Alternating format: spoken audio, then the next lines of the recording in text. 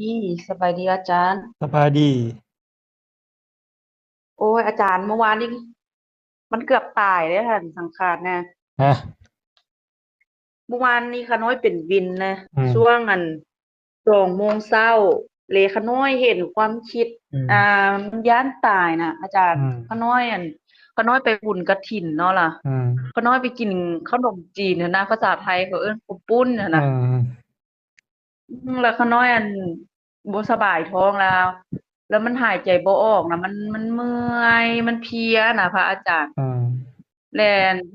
เห็นความคิดมันพุดขึ้นมันย้านตายโอ้อืมพระอาจารย์เบ้าขออนุญาตเนาะอ่าทั้งปวดมากทั้งปวดขี้นะอืมพระอาจารย์เมื่อวานนี่นะอืมแล้วแต่ว่ามันก็ผ่านไปนะอืมแต่ขาน้อยว่าโอ้มันตายก็ให้มันตายได้เมื่อวานนี่นะแต่ว่าเมื่อวานนี้มันย้านตายแล้วมันจับลมหายใจอืนะมแล้วมันภาวนาพุทโธมันอืมแต่ว่ามันยังบ่สามารถเบิ่งจิตเองได้นะพระอืมอาจารย์อืมมันยังเอาคำบริกรรมเอาลมหายใจมาอยู่หั่นน่ะอาจารย์ก็บ่เป็นหยังมันก็เป็นของมันเองบ่แม่นบ่โอ้ยมันก็เมื่อวานนี้โอ้มันก็หาลมหาไอ้พุทโธมาเองแม่นบ่ก็เห็นมันนั่นแม่นอืมเมื่อวานนี้อืมจนบ่ฮู้สิเฮ็ดเลยค่ะอืมน้อยน่ะจนว่าแบบว่าขาน้อยได้ทายออกแล้วก็มัอืมนก็มันก็ดีขึ้นแต่อืว่ามเดี๋ยวนี้ก็ยังเป็นเมื่อยๆอืหั่นน่ะมเพลียๆอยู่กับไปกินขนมจีนอยู่อืมงานบุญอันนี้อาจารย์ อืมที่จริงแม่นกินหลายอันบ่หรือว่าจั่งใดบ่อีหลีก็บ่ค่อยเป็นอะนะอืมอืมโอ้ยอาจารย์เมื่อวานนี่แบบว่าเห็นเลยแบบว่าอืมมันบ่เที่ยงเอาแท้ว่าในอืมร่างกายอืมนะอืมจากที่ว่ามันบ่เป็นเนาะอืมอยู่ซื่อๆมันก็มาเป็นนะอืมมันมาเป็นแล้วเราก็เห็นความคิดอืมนั่นแหละเห็นความคิดมันมันปรุงแต่งอะนะอืมว่าอืมใกล้จะตายแล้วอะนะอืมเพราะว่าเมื่อวานนี้จนขาน้อยจนได้นอนอยู่ห้องน้ำเนี่ยอาจารย์อืเอาหมอนไปนอนอยู่ห้องน้ำเลยเมื่อมวานนี่นะอืมโอ้โอ้ไทยรุนแรงแล้วนะท้องเสียรุนแรง แม่นท้องอืเสียมอืมผัวจนได้เอาทายามาทาให้ว่าเจ้าเป็นหยังอืม เจ้าไปกินหยังค่ะ ไปงานบุญนั่นเด้อืมขาน้อยไปบุญกฐินอืมไปแห่บุญกฐินนำเพิ่นแล้วเจ้าเฮ็ดโรงทานเด้อืมขาน้อยเลยไปกินนั่นอืมนั่นแหละนั่นแหละ จนเจ็บหัวเดี๋ยวนี้ขาน้อยก็ยังเมื่อยแบบเพลียๆเด้แต่ว่าก็เบิ่งมันหั้นน่ะอืมโอ้อืมเมื่อวานนี่สู้กันแล้วแท้ว่าได้อืมเห็นความคิดแบบว่าอืมโอ้จังได๋เนาะมันบ่รอดแล้วหั่นน่ะ อืม เมื่อวาอืมนนั่นละมันเมื่อยแฮงนั่นละมันก็คิดกระปรุงของมันเองแล้วมีเหตุปัจจัยจากของเสียมันก็คิดเรื่องห่วงตายแล้วย้านตายห่วงลูกห่วงเต้าห่วงผัวพุ่นแหล้ววันนี้อืมบ่เมื่อวานนี่มันบ่ห่วงเลยได้เด้ลูกน่ะอาเด้จารย์ความคิดน่ะน่ะมันห่วงโตมันเองเด้อะนะว่าเออมันจะตายเออนะ เออมันย้านมันตายเพราะว่าอืมมันตายเมื่อวานนี่อืมยังมีผัวเด้อืมเขาก็ผัวเบิ่งลูกติอืมหั้นนะอืมอืมแต่ว่าเขาน้อยห่วงอืมห่วงยังห่วงสังขารอยู่ว่าอืมมันคือเป็นจังซี่อืนะมมันห่วงตัวมันเมื่อมันวานห่วงตัวมันย้านมันตายวะ แม่มันห่วงโตมันนั่นแหละแต่ขาน้อยก็ภาวนาเมื่อคืนนี้ก็จับลมหายใจแบบเป็นแผ่วๆเป็นเมื่อยๆเมื่อวานนี้ก็ใครแน่แล้วเดี๋ยวนี้มันก็ดีขึ้นแล้วนะ ปกติขาน้อยกินอิหยังกับมักท้องเสียอยู่แล้วนะอาจารย์อืมแต่ไปกินข้าวปุ้นกินอิหยังแล้วมันก็คือสิแม่นเขาใส่หมักเผ็ดใส่อิหยังหลายนะสิแม่นล่ะอืมเลยนั่นแหละก็เห็นความคิดเขานี่มันต้องแสดงนั่นล่ะอาการตโดย่างๆเขาก็แสดงให้เบิ่งนั่นล่ะโดยมิแต่ว่าให้อาจารย์อธิบายให้ขาน้อยตื่มอืมหั้นนะอืมเกี่ยวกับนี้นะอหยังก็เขาจะเอิ้นว่าหยังเมื่อวานที่ขาน้อยลงพระอาจารย์นะมันหยังล่ะสังขารจำบ่ได้ล่ะพระอาจารย์มันยังแยกบ่ออกเดะ อามันยังบ่ฮู้ว่าอันใดอันนั้นมันเป็นสังขารอันใดมันเป็นสติอะนะอ๋อแปลว่าสตินี่น่ะ มันแปลว่าความระลึกรู้น่ะ อืม ความระลึกรู้ อืม อยู่ในกาย อืม สติน่ะ อืม แต่ว่าอั่นความปรุงแต่ง อืม เรื่องนั้นเรื่องนี้เรื่องหยัง อื หั่น ม เขาเอิ้นว่าสังขารแม่นบ่ ถูกบ่ว่าอาจารย์ นี่แหละที่เว้าอยู่นี่มันก็สังขารปรุงแต่งแหละนี่ ปรุงแต่งมาเป็นคำเว้านี่แหละนี่ ความคิ โด ด ย ความคิดก็เป็นปรุงแต่งนั่นแหละนี่ ที่คิดเรื่องนั้นเรื่องนี้ คิดย้านเจ้าของตายก็ปรุงแต่งนั่นแหละ อืม โดย อืม แล้วที่มันรู้ว่าเจ้าของคิดน่ะ นั่นล่ะคือสติ โอ้ เมื่อวานนี้อาจารย์มันรู้ต่อเนื่องเลยได้ แบบว่าเห็นความคิดผุดขึ้นหั้นน่ะ แล้วขาน้อย พยายามบ่คิดมัน แล้วไปอยู่กับลม อยู่คำบริกรรมนะเมื่อวานนี้นะ หายใจเข้าลึกๆ อยู่จังซั่นน่ะนะอาจารย์ แล้วเห็นความคิดมันคิดว่าคันกูตายตอนนี้เด้เนาะ ความคิดหั้นน่ะ จะไปอยู่ไสหั้นนะอาจารย์ อืม มันกระวนกระวายเด้ว่ามันย้านตายน่ะ อืม นั่นแหล้ว แล้วขาน้อยว่าคันมันสิตายเมื่อวานนี้ก็ตายซะ อืม ก็สิอยู่นำลมหั้นน่ะ อืม อยู่นำกับอันคำบริกรรม อืม เพราะว่าเฮามันยังบ่สุดเทื่อ อื เด้ ม อืม ก็อยู่จังซี่ไปก่อนหั่ อื นน่ะ ม อืม คาดว่ามันตายแท้อันนี้ อาจารย์ เฮาก็กั้นไว้อะ อื นะ ม เมื่อวานนี้ นั่นล่ะธรรมชาติมันก็มี โอ้ ธรรมชาติปรุงแต่งกับธรรมชาติที่มันไปรู้นั่นล่ะ โดย บ่ต้องเอิ้นคำว่าสติก็ได้หรอก โด ที่ ย มันรู้ แล้วเมื่อวา รู้ น ว่าเจ้าของคิดนั่นล่ะ โดย มันคิดมันก็คิดเอ แล้ว ง เมื่อวานมันก็เห็นความคิดอีกได้อาจารย์ อืม มันไปคิดว่า อันคนที่นอนอยู่โรงหมอเป็นผู้เฒ่าผู้แก่หั้นนะอาจารย์ เขาเจ้าคือสิกระวนกระวายแบบนี้เนาะ ตอนเขาเจ้าใกล้ตายนะอาจารย์ อืม แล้วมันบ่มีที่ยึดเหนี่ยวจิตใจน่ะ อืม มันสิเฮ็ดจั่งใดหั้นน่ะอาจารย์ อืม คันว่าเฮาบ่เจอพระพุทธศาสนา บ่เจอคำสอนของพระพุทธเจ้าน่ะ อืม ป้าขาน้อยก็สิเป็นหนึ่งในหั้นแหละขาน้อยว่าน่ะ อืม จักสิไปเกิดอยู่ไสเห็น อืม ความคิด อืม เฮาบ่สามารถหยุดความคิดได้ มีแต่แบบว่ากระวนกระวายว่ามันจะตาย มันจะตาย มันจะตาย แล้วมันตายตอนนั้นน่ะนะ ความกระวนกระวายมันสิไปอยู่ไส มันสิเกิด ไปเกิดเป็นหยังอะนะอาจารย์ ขาน้อยเห็นความคิดว่ามันคิดเองของมันเลยได้ นั่นแหล้ว เมื่อวาน ก็มันเป็นของมันเอง มันปรุงแต่งไปเลย มันเป็นของมันเองอะสิไปหยุดมันเฮ็ดหยังล่ะ ของมันเป็นของมันเองก็แค่เห็นมัน อย่าไปเป็นนำมัน ก็เห็นอยู่อาจารย์ แต่ว่ามันยังกระวนกระวายนะจิตใจว่าบ่อยากไหลไปกับมันอะ ก็ นะ เพราะ อา ก็ จาร เพราะ ย์ เฮาอยากไปจัดการเขาไง เพราะเฮาบ่อยากให้เขาคิดแบบนั้นแบบนี้เพราะเฮาต้องการแบบนั้นแบบนี้ แต่ว่าความคิดมันก็บ่ได้ดังใจเฮาก็เลยกระวนกระวายไง เพราะว่าเฮาอยากให้เขาคิดในสิ่งที่เฮาต้องการไง เฮาบ่เข้าใจความจริงเขา ความจริงเขาก็คือ เขาก็คิดของเขาไปเรื่อยเปื่อยตามเหตุปัจจัยของเขาอะ เฮาก็แค่รู้ แค่เห็นมัน ก็คือเลี้ยงลูกนั่นล่ะ เลี้ยงลูกมันอยากคร้านไปหั้นไปนี่ก็นั่งแนมเบิ่งมันซื่อๆนะ มันก็บ่เมื่อยเด้ คันลูกมันคร้านไปหน่อยหนึ่งก็แล่นนำ ก็ไปดึงมันมาก็อย่าไปก็สิเฝ้ากอดกันอยู่หั่น มันก็เมื่อยตัวเบิดมื้อมันสิได้นอนติ โดย เลี้ยงลูกก็ปล่อยมันคร้านเล่นซะก่อน มันคร้านไปมันจังบ่เมื่อยไง ความคิดก็คือกัน ถ้าเฮานั่งเบิ่งมันซื่อๆอะ มันอยากคิดหยังขึ้นมาก็นั่งหัวขวนมันโลดเป็นหยัง ที่มันเมื่อยที่มันทุกข์เพราะหยัง เพราะเฮาอยากไปจัดการความคิดเดี๋ยวนี้ เฮาอยากไปปรุงแต่งความคิดต่อ แม่ เนาะ น อาจารย์เนาะ มันคิดขึ้นมาเฮาก็ปรุง เฮาก็ปรุงต่อว่า โอ๊ย มันคือคิดแบบนี้ มันคือเฮาอยากไปจัดการ อยากไปบริหารเขาอะนะบ่อยากให้เขาคิดแบบนี้อะนะ เฮาก็เลยทุกข์นี่ เพราะว่าเฮาอยากไปจัดการเขา เฮาอยากไป เฮามีความต้องการ มีตัณหาอยากให้เขาคิดในสิ่งที่เฮาต้องการนะ อยากได้ดังใจเฮาอะนะเว้าง่ายๆแหม เฮาก็เลยทุกข์ตั่ว คือลูกคือเต้านี่บอกมันเทื่อหนึ่งสองเทื่อมันบ่ฟังความเฮาก็ปล่อยวางอะเฮาก็บ่เมื่อยนำมันเดะล่ะ แต่ว่า มันบ่ปล่อยติอาจารย์ มันสูญติ มันสูญแล้วมัน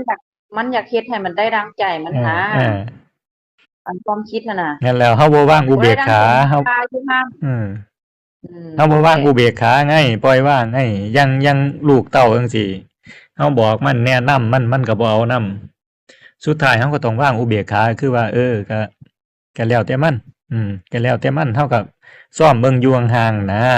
ก็บ่แม่นว่าปาถิ่มเด้ก็ โดยก็ซ้อมเบิ่งอยู่ห่างๆเอานะลูกเต้ามันใหญ่เป็นบ่าวเป็นสาวมันบอกยากบอกบ่ฟังความจังซี่แหมสมมุตินะสมมุติ โดย แต่แม้สมมุติว่ามันนอนตื่นสวยจังซี่เนาะลูกเต้าเฮาอยากให้มันตื่นเช้าจังซี่มันก็บ่ตื่นนำเฮาก็ทุกข์เด้เออแต่ว่าถ้าเฮาบอกหลายเทื่อแล้วมันบ่เอาความนำก็ครับปล่อยมันอยากเฮ็ดจังไดก็เฮ็ดนะเฮาก็บ่ทุกข์กับมันแหล้วบัดนี้แล้วแต่มึงสู้ว่าซั่นก็วางอุเบกขาเนี่ยอุเบกขาแต่ว่าก็บ่แม่นว่าปาถิมเฮาก็คอยซ้อมเบิ่งอยู่ถ้ายามมันสิพลั้งพลาดอิหยังขึ้นมาเฮาก็เข้าไปส่วนเข้าไปเบิ่งนะ บ่แม่นว่าปาถิมเด้การปล่อยวางบ่แม่นปาถิมเด้ปาลูกปาผัวปาเต่าปานี่บ่แม่นเด้ก็ห่วงลูกห่วงผัวคือเก่าหั่นล่ะเพียงแต่ว่าก็ฮู้ว่ามันห่วงนะฮู้ว่ามันห่วงห่วงลูกก็หาแนวให้มันกินน่ะ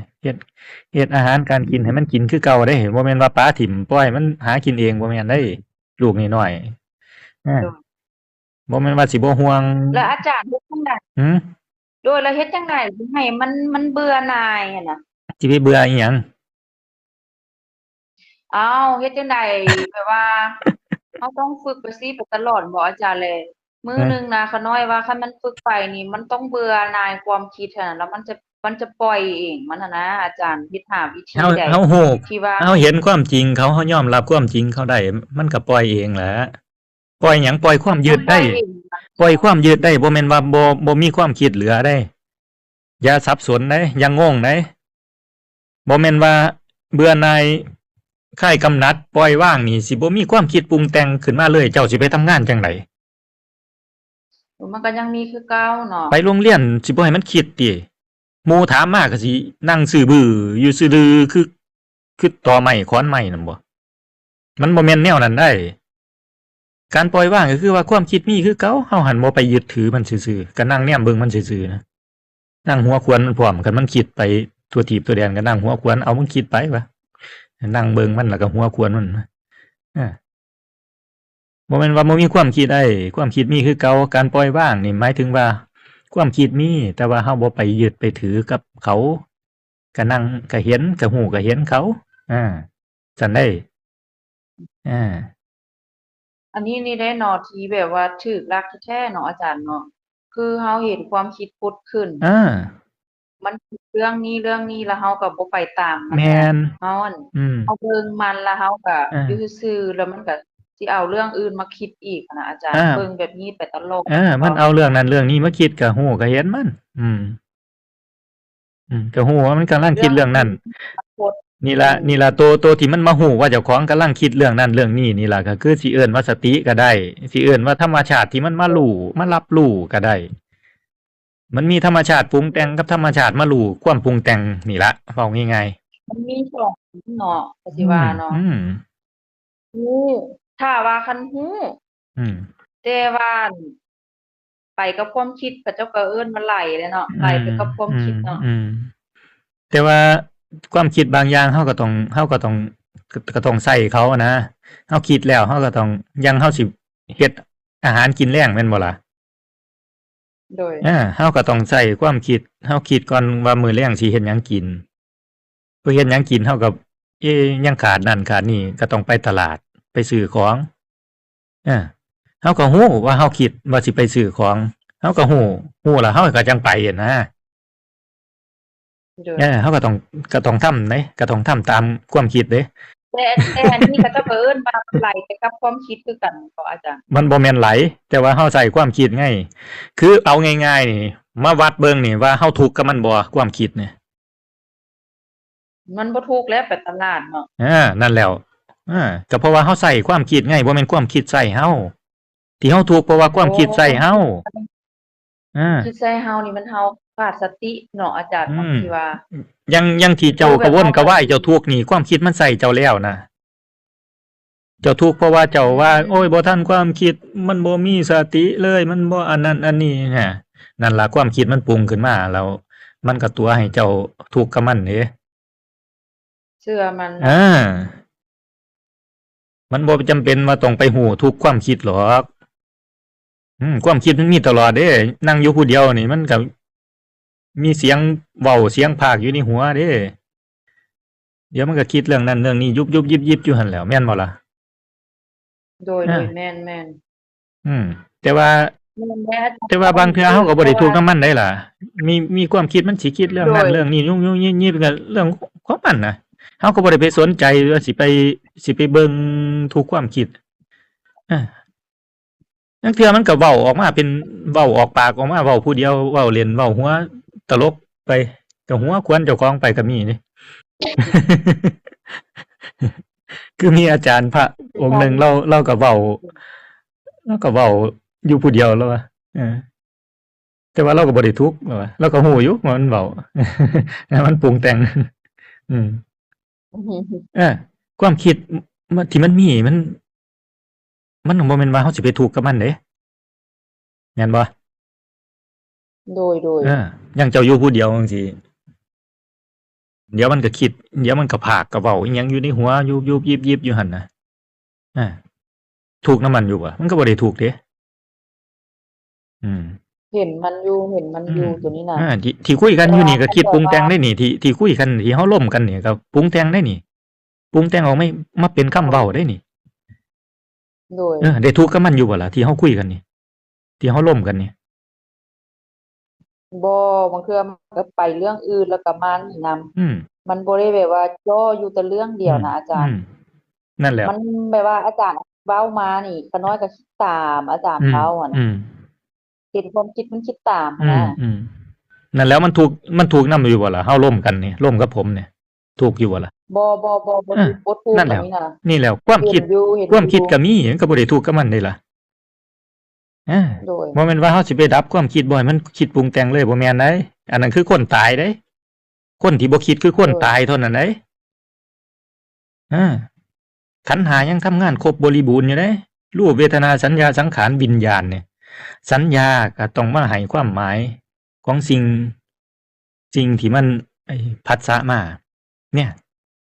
ที่เจ้าฟังผมรู้เรื่องว่าผมเว้าหยังไปก็เพราะสัญญามันมาทำงานเดะมันแปลความหมายให้เจ้ารู้เดะสัญญามันทำงานแล้วมันมาแปลความหมายไงว่าผมเว้าหยังไปป้าเป้าก็เลยฟังรู้เรื่องไงอามันสัญมันแปลแบบออโตเลยเนาะอาจารย์เนาะอา เว้าปุ๊บปุ๊บปั๊บเลยโคตรไวเลยได้จิตน่ะเนาะนั่นแล้วมันทำงานของมันเองยังว่าได้สร้างมันอยู่บ่ล่ะได้สร้างให้มันแปรอยู่บ่ไม่สั่งมันเข้าใจเองเลยเออเว้าไปปุ๊บสิ่งที่เฮาวเว้ามานี่น่ะอาอืมจารย์เขาเอิ้นเป็นสัญญาแม่นบ่สิ่งที่เฮาเว้าเรื่องนั้นเรื่องนี้น่ะสัญญาก็เขาเอิ้นความจว่าสัญญาความจเออสัญควาญามจำได้หมายรู้อย่างที่บอกสีได้ว่าอันนี้สีแดงสีเขียวนี่ล่ะคือสัญญาจำหน้าคนได้นี่ล่ะก็คือสัญญาอาจำหน้าคนได้พระอาจารย์ก็ต้องก็สงสัยอยู่ได้อาคือเด็กน้อยเขาเจ้าเกิดใหม่สินะอาเขาเจ้ายังบ่ได้มีสัญญาน่ะเขาเจ้าบ่อาได้ฮู้ว่าอันนี้มันสิหยังแม่นแล้วมันถูกผู้ใหญ่ไปสอนว่าอันนี้สิหยังแม่นแล้วเราจื้อว่าใหญ่มาแล้วเรามาจำว่าให้ค่ามันนี่น่ะอืมอันนี้สีฟ้าอืม จังซี่คือสิเป็นแบบนี้แหละอาจารย์อืมน้อยว่าน่ะแม่นเด็กน้อยมันบ่ทันได้มีสัญญาเด้บ่มีสัญญาเก่ามาเด้ขาน้อยมาสังเกตเบิ่งลูกอืมขาน้อยอืมนี่เราก็ยังบ่ได้ฮู้ซ้ำเด้ว่าสีหยังน่ะอืม5กับ4ปีเนาะ แต่ไปโรงเรียนเขาครูว่าอันนี้สีนี้สีนี้แล้วก็จึงว่าอันนี้สีนี้อืมสีแดงอืมซี้น่ะอืมแล้วเราก็จำมาจนใหญ่แม่จั่งนแม่นซี้บัดนี้ชื่อเราก็มาเรียนรู้นี่ล่ะเราเรียนรู้จากโลกภายนอกนี่ล่ะเราก็เติมสัญญาเข้าไปไงทีแรกมันก็จำแม่ได้จำพ่อได้จำเอื้อยจำอ้ายได้มันสัมผัสมันเล่นอยู่กับไผมันก็จำผู้นั้นได้ก่อนไงบัดนี้เราก็พามันเว้าเอิ้นแม่เด้เอิ้นแม่มันก็แม่อันเด้นั่นเด้มันก็เริ่มแล้วอามันก็เริ่มจำได้คันผู้อื่นมาอุ้มมันก็ให้เด้แม่นบ่ล่ะแม่คันแม่มาอุ้มปุ๊บมันจังเงียบนั่นมันจำได้เด้เพียงแต่ว่ามันยังเว้าบ่ทันได้เด้สังขารมันยังปรุงออกมาเป็นภาษาบ่ทันได้ตอนนั้นเด็กน้อยๆ 5-6 เดือนสุดยอดน่ะอะเนาะอาจารย์จิตนี่เออเด็กน้อย5-6 เดือน2-3 เดือนนี่มันจำแม่มันได้อะเด้แ แต่ว่าหันปรุงออกมาสังขารปรุงออกมาเป็นภาษาคำเว้ายังบ่ได้มันต้องพูนปีกว่าพุ่นมันจังสิเว้าได้มันต้องเรียนรู้ภาษาก่อนนะต้องจำสัญญาเรื่องภาษาไปก่อนเด้ต้องเรียนรู้ไปก่อนแต่ว่ามันหันจำได้แล้วว่าผู้นี้แม่มันเศร้าหาโลดคันผู้อื่นมาอุ้มนี่มันไห้แล้วก็มือเอื้อมไปหาแม่โลดเด้แม่นบ่ล่ะ โดย นั่นแนวมันสัญญามันจำได้เด้ไผเป็นแม่มัน แล้วข้าน้อยอยากรู้นะอาจารย์ว่ากกข้าวเดิมมันหดเฮาจิตเฮา อืม แท้ๆนี่นะ อืม จิตเฮาแท้ๆเป็นหยังมัน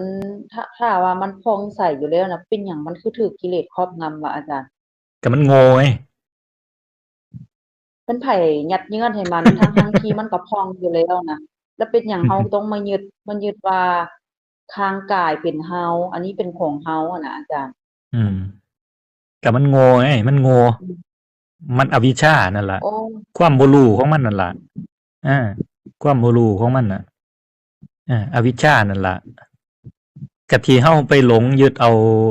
ความคิดปรุงแต่งนั่นล่ะอา เฮาก็ให้ค่า ที่จริง มันทุกอย่า ที่จริง เลย ธรรม อาจาร ชา ย์ ติที่มันรับรู้มันก็เป็นส่วนของรับรู้ธรรมชาติปรุงแต่งมันก็เป็นส่วนของปรุงแต่ง แต่ว่าของเฮานี่ที่เฮาถูกข์เพราะว่าหยังเพราะมันคิดปรุงแต่งขึ้นมาเฮาก็ไปยึดเอาเลยว่าเป็นเฮาเนี่ย โดย มันรู้เพ แม่ ราะมัน น รู้ ตัว เพราะมันรู้ว่ามีความคิดขึ้นมา แต่ว่ามันก็ไปกอดเอาความคิดว่านั่นว่า เป็นของเฮา ว่าเฮากำลัง ความ คิด เป็นของ ว่าเฮากำลังคิดว่าเฮากำลังทุกข์นี่ไงมันก็เลยทุกข์กระวนกระวายอยู่นั่นไง แม่น เออ อาจารย์ บัดนี้ก็อยากไปดับความคิด มัน บ่อยากให้มันคิดเพราะเพื่อสิดับทุกข์เพราะว่าอันนั้นก็เป็นอวิชชาอีกก็ธรรมชาติคิดปรุงแต่งเขาก็คิดของเขา การดับทุกข์บ่แม่นว่าเฮาสิไปดับความคิดบ่แม่นไปดับความยึดมั่นถือมั่นที่ความคิดก็ปล่อยให้เขาคิดไป สังขารสัญญาสังขารเวทนาก็ให้เขาทำงานของเขาไป วิญญาณรับรู้ก็รับรู้ซื่อๆอย่าสิไปยุ่งไปวุ่นวายกับความคิดเขา ความคิดก็ให้เขาปรุงไปเขาทำหน้าที่ของเขาอย่างบริสุทธิ์ไอ้ที่ไปลบหลู่ความคิดก็รับรู้ซื่อๆอย่าไปเสือกอย่าไปกอดไปยึดเอาไอ้ความคิดแหม ที่มันบ่บริสุทธิ์ก็เพราะว่าเจ้าไปยึดเอาความคิดไงมันก็เลยมั่วกันที่กันเจ้าแค่รู้ซื่อๆเจ้าก็บริสุทธิ์ในรู้เจ้านี่ไอ้ตัวความคิดเขาก็คิดอย่างบริสุทธิ์ของเขา ไอ้ธรรมชาติรับรู้เจ้าก็รับรู้อย่างบริสุทธิ์ของเจ้าก็คือเจ้าบ่ไปยึดเอาความคิดไง โดย เพราะเจ้าไปยึดเอาความคิดเจ้าก็บ่บริสุทธิ์แล้วมันมั่วกันแล้วปนกันแล้วทั้งคิดทั้งรู้วันนี้กอดกัดลัดฟัดเวียงกันอยู่หั่นน่ะมั่วกันอยู่หั่นน่ะก็อยู่ของไผของมันไงธรรมชาติรู้ก็รู้ไป ตัวคิดก็คิดไปก็แค่เห็นความคิดนี่ไง ก็เลยบอกว่าแค่เห็นมันแค่หูแค่เห็นมันอย่าไปเป็นน้ำมันนี่เป็นการแยกรู้กับแยกคิดออกจากกันไง รูปก็เป็นสังขารเนาะ รูปกับสังขารปรุงแต่งกับความคิดนั่นแหละมันไปให้คำว่าแขนขา ตาหูจมูกตับไตใส่พุงกับความคิดนั่นแหละมันไปให้ค่าสัญญานี่แหละสัญญากับสังขารนี่แหละมันทำงานมันปรุงแต่งออกมา บางทีมันก็ยังบ่ฮู้ซ้ำว่ามันแม่นหยังเนาะ ก็คนตายน่ะมันหูจังหยังบ่ล่ะ ศพมันนอนอยู่หั่นคนตายน่ะศพนอนอยู่หั่นมันหูจังหยังบ่มันบ่หูจังหยังเด้ โดย นี่ล่ะธรรมชาติรู้เขาก็บริสุทธิ์ของเขาอยู่ธรรมชาติคิดปรุงแต่งเขาก็บริสุทธิ์ของเขาอยู่ก็ปล่อยให้แต่ละฝ่ายเขาทำงานอย่างอิสระเขารู้ก็รู้อย่างเดียว คิดก็คิดไป ทุกคนต่างทำหน้าที่ของเขาแต่ว่าคันรู้มันไปยึดเอาความคิดมันไปมั่วกันแล้วบัดนี้มันบริสุทธิ์มันบ่บริสุทธิ์แล้วบัดนี้มันบ่บริสุทธิ์แล้วเพราะว่ามันมีความคิดมาปนกับรู้บัดนี้ปนกันอยู่หั่นมันก็เลยทุกข์ที่บัดนี้ มันก็เลยไปพอไปยึดแล้วมันก็เลยเป็นเฮาที่เฮาคิดเฮาปรุงเฮาทุกข์เฮานั่นเฮานี่ไปเชื่อเอาความคิดนี่ โดย กันแค่เห็นมันก็มันธรรมชาติของมันเดี๋ยวมันก็คิดเรื่องนั้นเรื่องนี้ไม่เห็นไงหน้าที่เฮาก็แค่เห็นมันซื่อๆก็แค่เห็นว่ามันสิคิดเรื่องหยังมาให้เฮาเห็นแค่นั้นล่ะ โดย อาจารย์ฝึกได้โดนปานใดจึงเห็นความจริงนะตัวนี้นะต้องเบิ่งทุกมื้อเลยว่าภาวนาทุกมื้อเลยบ่ตัวนี้ มันก็อย่าสิไปเปรียบเทียบกับผู้อื่นมันคันเปรียบเทียบแล้วมันก็สิมาเบิ่งเจ้าของน่ะบัดนี้ ว่าเจ้าของบุญวาสนาน้อยด้อยค่าด้อยค่าเจ้าของไปอีกเด้อบัดนี้ กันสิไปถามเทียบกับ ใน ผู้ ค อื่ วาน ม น่ะ คิดมันก็ฟุ้งก็เป็นความคิด อา เด้ซั่นน่ะ ก็สิว่าเจ้าของไอ้บุญน้อยวาสนาน้อยอิหยัง ขาน้อยเคยคิดเด้พระอาจารย์ คิดแต่ก่อนก็เคยเว้า ขาน้อยว่า ไปว่าเจ้าของอันนั้นอันนี้นะจำได้อยู่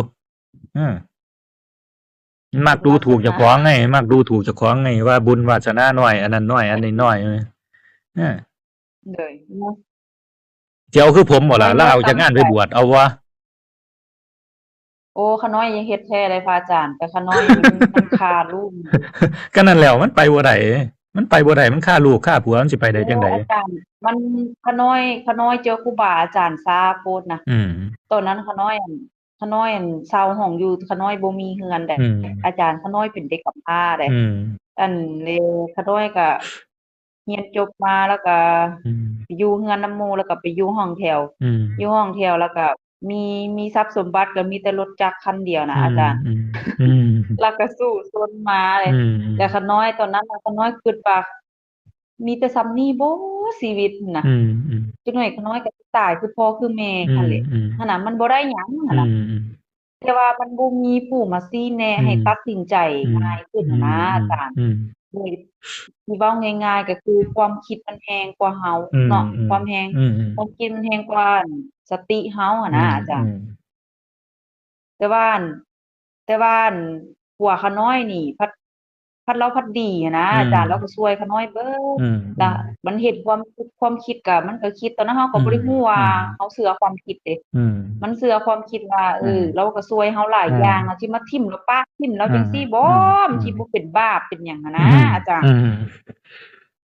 อืม ก็เลยว่าได้เอากันน่ะเด้ อืม อืม บัดมาอั่นเอากันแท้นะอาจารย์มันมาเห็นความจริงเด้ อืม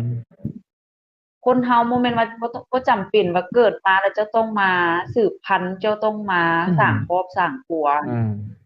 มันบ่แม่นทางหลุดพ้นน่ะนะอาจารย์ ยังแฮ่งบ่วงผูกตืมอะนะก็ไม่เห็นความจริงอะนะก็เลยว่ามันก็แก้ไขหยังบ่ได้แล้วอาจารย์นะก็มีแต่ว่าเฮาฮู้มันเอาซะนั่นน่ะ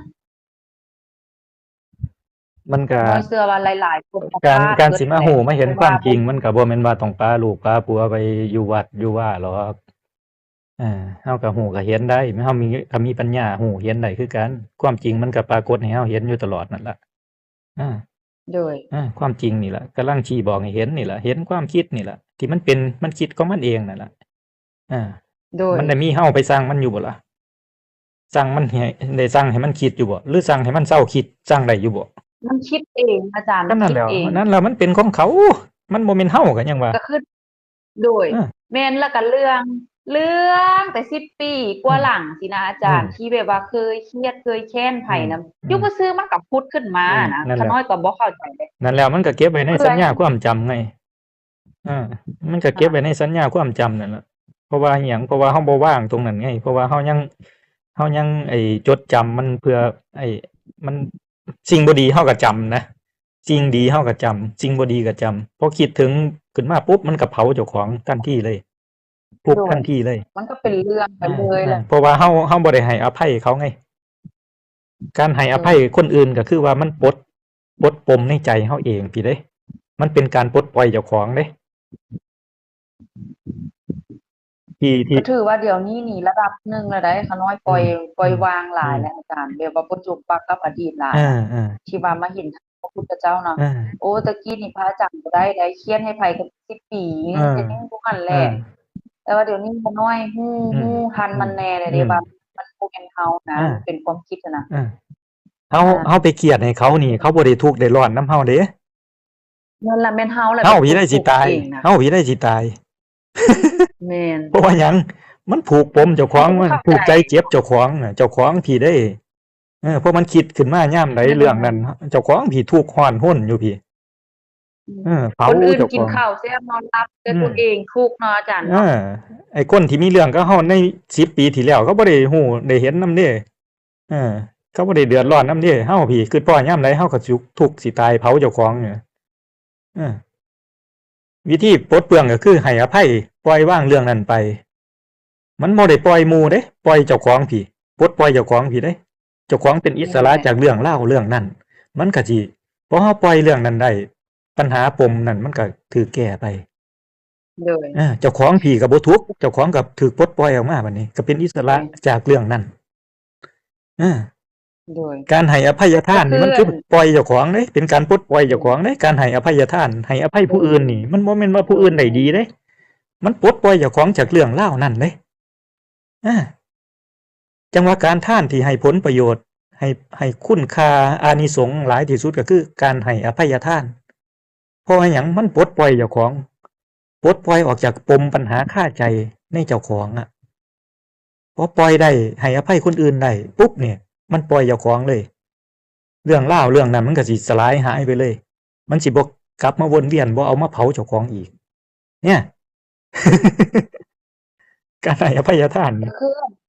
อืม แม่พระอาจารย์เว้าถูกได้ อืม ตะกี้อันที่ขาน้อยเล่าให้พระอาจารย์ฟังเขาเจ้าเอาเงินขาน้อยไปหั่นเด้ อืม แล้ว5 ปีหลังแล้วกลับมาอยู่ซื่อๆเงินมาใช้คืนนะอาจารย์ขาน้อยจนญาติน้ำเรียบร้อยแล้วแต่ขาน้อยว่าให้อภัยนะที่ผู้ซื้อก็มาเองนะอาจารย์ขาน้อยก็ว่ามันสุดยอดล่ะคันเฮาบ่ได้เอามาเก็บมาใส่ใจในเรื่องราวที่ว่ามันเฮ็ดกับเฮาอะนะเฮาปล่อยได้นะมันก็ดีกับเฮาเองนะบัดนี้ เป็นเคสตัวอย่าง บัดนี้เรื่องราวเก่าๆที่เฮาเก็บไว้เฮาก็ปลดปล่อยมันออกแบบนี้ล่ะให้อภัยผู้ใดที่อิหยังที่เฮาเก็บเป็นเรื่องราวไว้เฮาก็ให้อภัยเรื่องนั้นไปมันก็สิปลดปล่อยปลดเปลื้องออกไปจากใจเฮาปมคาใจเฮามันก็สิปลดปล่อยออกไปบัดนี้เรื่องราวใหม่ที่สิเข้ามาบัดนี้เฮาก็บ่เก็บเด้เฮาก็แค่รู้แค่เห็นมันเรื่องราวใหม่มันปรุงแต่งผ่านเข้ามาปุ๊บก็ทบปุ๊บเฮาก็ปล่อยทิ่มเลยโดย กระทบเข้ามาปุ๊บก็ผ่านเข้ามาเท่าใดก็ผ่านออกไปเท่านั้นเข้ามาเท่าใดก็ผ่านออกไปเท่านั้นบ่เก็บเข้ามาในความจำอีกโดย แบบนี้มันก็สิบ่เอาเข้าไปเก็บบ่เอาไว้เผาเจ้าของอีกนะนี่ล่ะก็คือแค่รู้แค่เห็นมันไงอิหยังเกิดขึ้นมามากระทบปุ๊บเฮาก็รับรู้แค่รับรู้มันซื่อๆถ้าบ่รับรู้เฮาไปยึดไปกอดนี่ไปยึ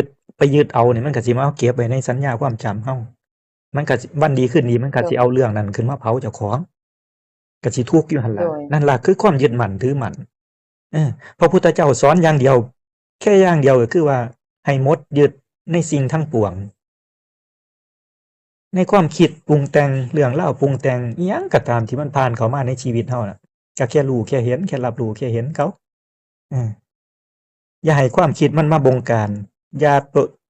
าไปตกอยู่ใต้อำนาจของความคิดนึกปรุงแต่งอารมณ์ความรู้สึก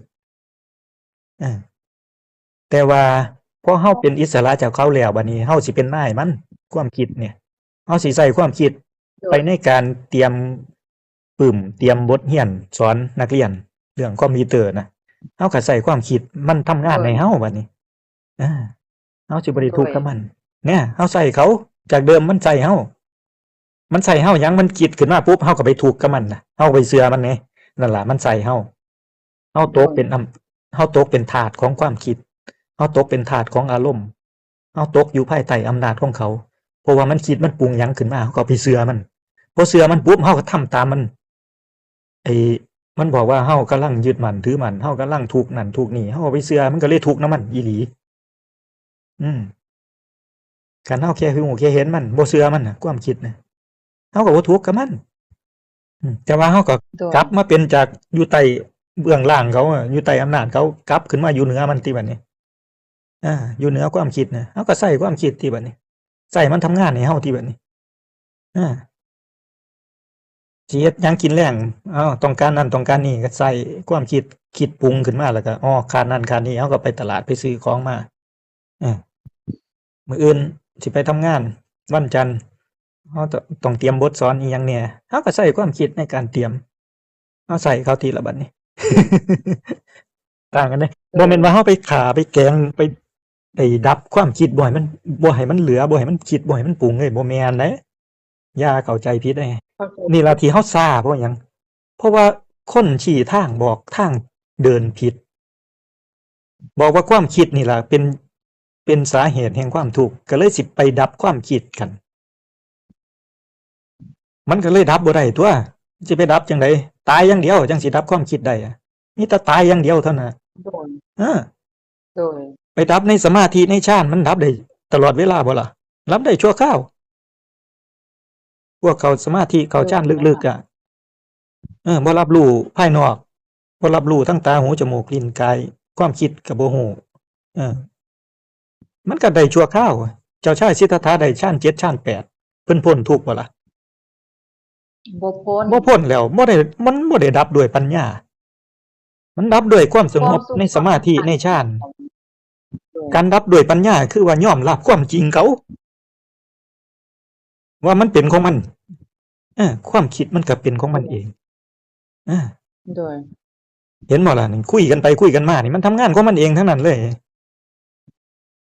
มันได้ยินมันก็ฮู้ความหมายเลย แล้วมันก็ปรุงแต่งออกมาตอบว่าโดยสังขารมันก็ปรุงแต่งออกมาสั่งออกมาทั้งปากเว้าออกมาเป็นภาษา